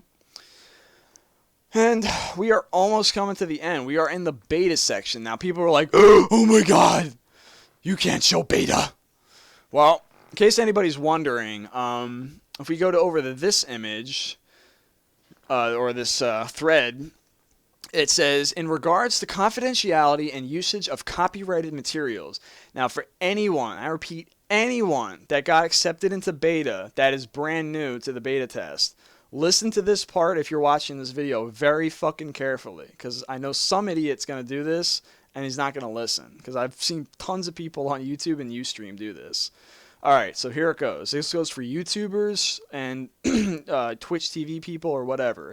It says, under the Final Fantasy XIV Realm Reborn beta tester agreement, we asked you to keep confidential the features, information, and bugs related to the beta test, as well as information shared on the beta tester forum. As of June 12th, 2013, we grant you permission to disclose information regarding the beta test. So any information you find on this forum thread, you can share publicly now. It's okay. All right? So it's perfectly fine. Before June 12th, it was against the rules, since Phase 3 wasn't out yet, or around the corner. It says, while we grant you permission to disclose information and remove restrictions set up under the confidentiality provisions, in the case that you would like to use any copyrighted materials, that includes video, music, screenshots, any of that shit, you must 1. Agree to comply with our Final Fantasy XIV and Realm Reborn beta tester materials usage license, which is the standard stuff. I highly recommend anyone that does YouTube like I do, or anything audio related, or definitely streaming, to read that over just to understand your rights and what you can and cannot do, just to be on the safe side. It's really short. I'll actually bring it up right now just to give you like a little bit of a taste of what it looks like. Just read like this part here and you'll be okay. The bottom is just like, put this fucking thing. I'm gonna have to start putting that at the bottom of my videos, so I might go back and do that on all my old ones. But it also says, comply with any additional instructions provided by us. It says, videos, sound, music, or screenshots from the Final Fantasy XIV Realm Reborn alpha test, beta test phases 1 and phase 2 may not be used. So if you were in phase 1, 2, or alpha, and you have tons of screenshots and videos that you took, You cannot share them with anyone publicly. It's still not allowed. Only stuff you take from here on in Phase 3. And here are the exceptions. It says, as of June 12th, 2013, testers may post screenshots. Hear that. Screenshots from the beta test Phase 3. However, video, sound, and music must remain prohibited. Official soundtrack data rips, voiceovers and stuff, and most definitely gameplay footage and streaming is prohibited. Screenshots are okay, so you can post screenshots and share information with people like I am right now, but you cannot do videos and stuff until they say it's okay. They say, well, we will post further information regarding media usage at the time of launch of the official service. Now, I know there's going to be a bunch of people that are going to be joining into this, and none of them are going to read these fucking rules. So I'm going to tell you right now, I can at least foresee at least 15 people that are going to upload gameplay footage and get their fucking accounts banned permanently. So I'm doing this for you guys to give you a heads up. Huh? All right, I'll go set up the live stream. I'll set up the Twitch account. You guys sign in. Tune on to our live stream for our grade 6 for Phase 3 footage. You heard it here, folks. All right, I'm just kidding. Unless you want to get your fucking account nuked by Square Enix. But this is okay. Sharing forum stuff is okay. Remember, it says information. You have permission to disclose information regarding the beta test now. Okay, so Phase 1 and 2 and Alpha. I'm not sure about Alpha, but I know Phase 1, 2, and 3 is okay to talk about now. You just cannot show anything from it. You can talk about it, but you can't show screenshots. Now, you're also probably saying to yourself, you shouldn't also be showing off the actual beta forms. Well, it's okay because even if I gave it to people that don't have the beta codes, they can't get in anyway because you need the code in order to download the fucking client. So all you can do is search up the information and data that's been posted by the devs as well as the players. So you can. I'm not going to go over this, okay, like I do in my previous videos. There's just too fucking much information in this beta forum with the alpha forum combined, which I'm not even going to get into, that my fucking head would explode if I try to sit here and read all of it. So, sorry guys, I love giving you guys information, but this is just fucking a retarded Leviathan, Donkey Kong-sized penis, freaking Gigantosaurus, retarded amount of information on here that just will blow your mind. So, I'll give you guys the link, but you can read this shit on your own time because it's too fucking much. I'm just going to skim down here to show you the schedule of what to expect if you're in the beta test. It's June 14th, 2013 at 2 a.m. to June 16th, 2013. Okay? Now, that's for Pacific Standard Time. If you're Eastern Standard Time like I am and you're in the beta test, usually you always throw on 3 hours onto whatever they show. So if it's 2 a.m., just go 3, 4, 5, so 5 a.m. So if you look on my clock, actually, on my computer, it's 1:11 a.m. So we got like, what, 4 hours and 50 minutes or something like that? 3 hours, 48 minutes. All right, well, whatever. Some in that ballpark. For me, it's 1:11, so it starts at like 5, so... So about 4 hours, give or take. And it says the testing request. It tells you what to do. It's PlayStation 3, blah, blah, blah. It shows you the servers. All this bullshit. So this is all the information they're allowing us to share with outsiders and stuff. This is all okay now. They said it's green-lighted. As long as you just don't show videos, audio, and any of that, then that's permitted. But freely sharing information with you guys is okay now, finally. Because I've been wanting to do this for fucking months now. And this is basically Yoshi Peace Post. So if you get into the beta test, I'm going to say this like maybe twice and twice only. Read all of this shit. I can't tell you how many idiots get into these tests and they don't fucking read. And they end up doing like multiple posts on the forums. Like it even says here in yellow, please read before the beta test. And it says like in big yellow, but people like can't read it. And it says like, here's the schedule right down here. Here is... all this shit that says getting started that I have highlighted, you want to read all that stuff. A message from Yoshi P, reading before getting started, test client download, instruction manual, requirements for the systems that you own, all that stuff. Check that shit as soon as you get into the fucking beta test. Because I'm telling you right now, there's going to be idiots that get into this thing and they'd be like, man, where the fuck's the testing schedule? Holy shit, how do I use the forums? How do I find when I can post a thread? How do I know if the server's online? Internet. Like, I'm telling you, you guys are laughing, but there's fucking people out there that ask this shit, and people are like face palming and answering them like, "You fucking idiot! Read the front page." I'm like, "Don't say that to me. It hurts my feelings." So, please, guys, do yourself a huge favor. Please, at least read this shit right here, and always, fucking always read the dev tracker. I swear to Christ. This shit has so much information. Like, right now, it's just like, oh, we introduced this forum, welcome to this forum. This is all just standard bullshit. This is just basically opening up forums for feedback, getting ready for Phase 3. So if you're in the beta test, pay attention to this, because normally that stuff I read in the forum section on my videos is the same here in the beta section. They have really good in-depth stuff like here's a regular post by Bayonne where he was saying when he was on the live stream event. So they have their own posts. You can like them. I usually like them to let them know if I've read them before, so I don't know if they're new or not. So I highly recommend people to read this shit. Always check the dev tracker every fucking day. I'm gonna warn you, since I can freely talk about beta now, stay away from the general discussion. Just stay the fuck away from it. And don't use the general discussion to provide feedback. Yeah. I'm gonna kill you. Yes, Galu, listen to Galu. Don't use general discussion for feedback. If you want to have a discussion about, speculation or polling or whatever, fine. But Or the size of your penis. okay, that too. But you probably get banned for that. But just read the instructions, learn how to use the search bar. Don't post duplicate threads. Read and make sure if somebody's posted it already. Just, study the site and learn it if you're really interested in this game. If you don't give a fuck about the game, then, nothing I say can do whatever to change your mind. But if you don't give a fuck, why you're watching this video? All right, that's a good point. Anyway, you see people here bitching about Summoner. You be people posting spam. People posting just stupid threads, and people are arguing like, ah. So if you want to get into arguments with people, the general discussion's for you.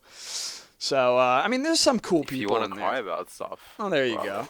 If you want a QQ or whatever they call it, there you go. But if you want to start a fight, just mention grass. Okay, so that basically wraps up the just an introduction to the beta forums, just to get you guys started, give you some pointers to be careful. I'm gonna warn you right now. You enter those beta forums, and it's like Mos Eisley's spaceport from Star Wars. Okay, remember when Obi-Wan said that? You'll never find a place with more scum and villainy. You must be cautious. It's exactly like what the forums are like. You might put. Jabba the Hutt. Oh my God. Jesus Christ, Gallo.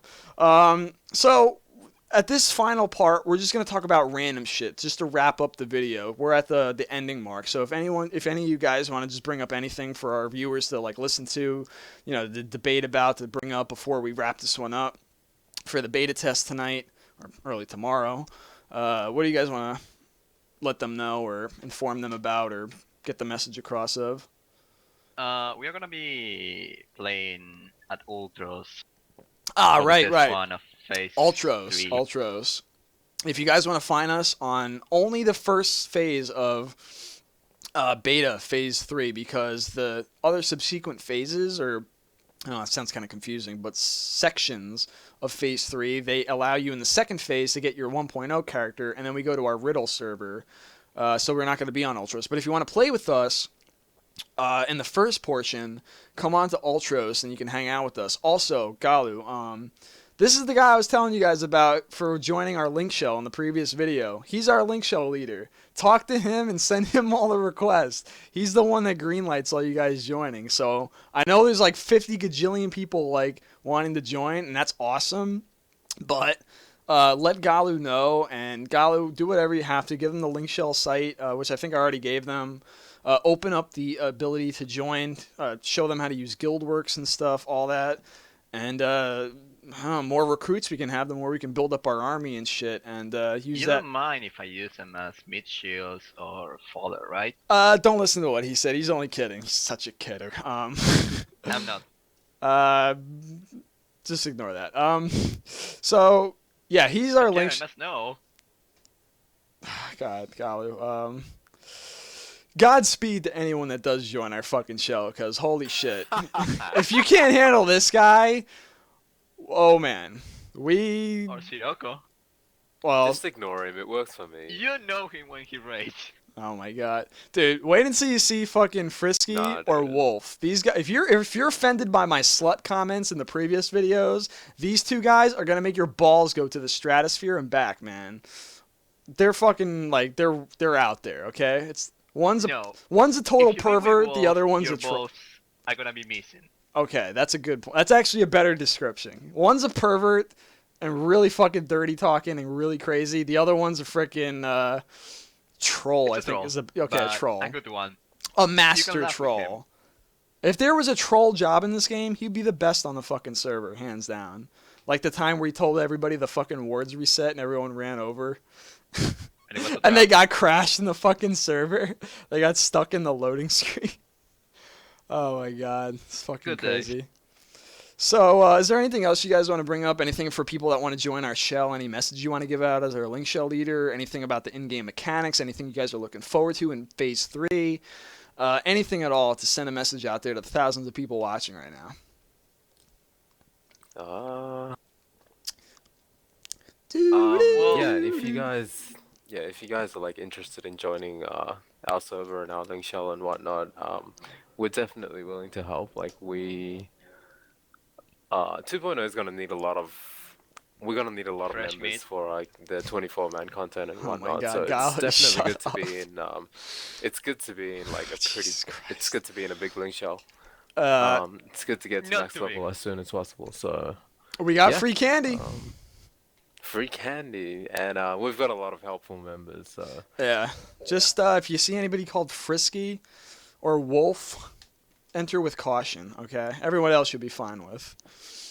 yeah. Except for and Galu. You gotta watch I out for guess. Galu. Yeah. They call him the Why? leader. We call him the leader, but he's more like the clown. So yeah, don't worry too much about what Well, he says. when it comes to decisions, and I ask everyone, then you are like, the Saigalu. Yeah, because you don't give a fuck. I'm the one who makes this. Oh my god. Alright, so I think that's gonna wrap up this episode. It's getting pretty late, and we gotta get ready to edit this fucking thing and upload it before Phase 3 starts, because I'm probably gonna be unreachable. And for everybody that's been sending me messages like crazy, I do apologize I haven't been able to get to all of them. I've been covering E3 like nuts, and I've been just like working on this video all night, so you'll probably will not hear from me Sure, until one Monday or thing. something. Yeah. You can leave my Guildworks account, like, contact info. Alright, you'll have to send it to me like after, and I'll put it in the description or whatever. Yeah, I'm gonna give you a link to my account. Alright, sweet. So I think that's gonna wrap this one up. Holy shit, was this like a fucking 3-hour video or what? I don't even know. I Did we beat the record? well, I guess we're about to find out, but holy shit, man. I'm surprised I didn't run out of memory. Hopefully the voice over came out good with my new computer and microphone, but alright, so that's gonna wrap this one up. Hopefully you guys enjoyed that. You found that informative. Hopefully we didn't scare you the fuck off or anything, but I guess we'll see you in the beta test and in the official launch if we don't see you then. Alright guys, this is Jerbird, Galu, and Sorako signing off. Later, guys. Bye. Good luck in beta. You're gonna die.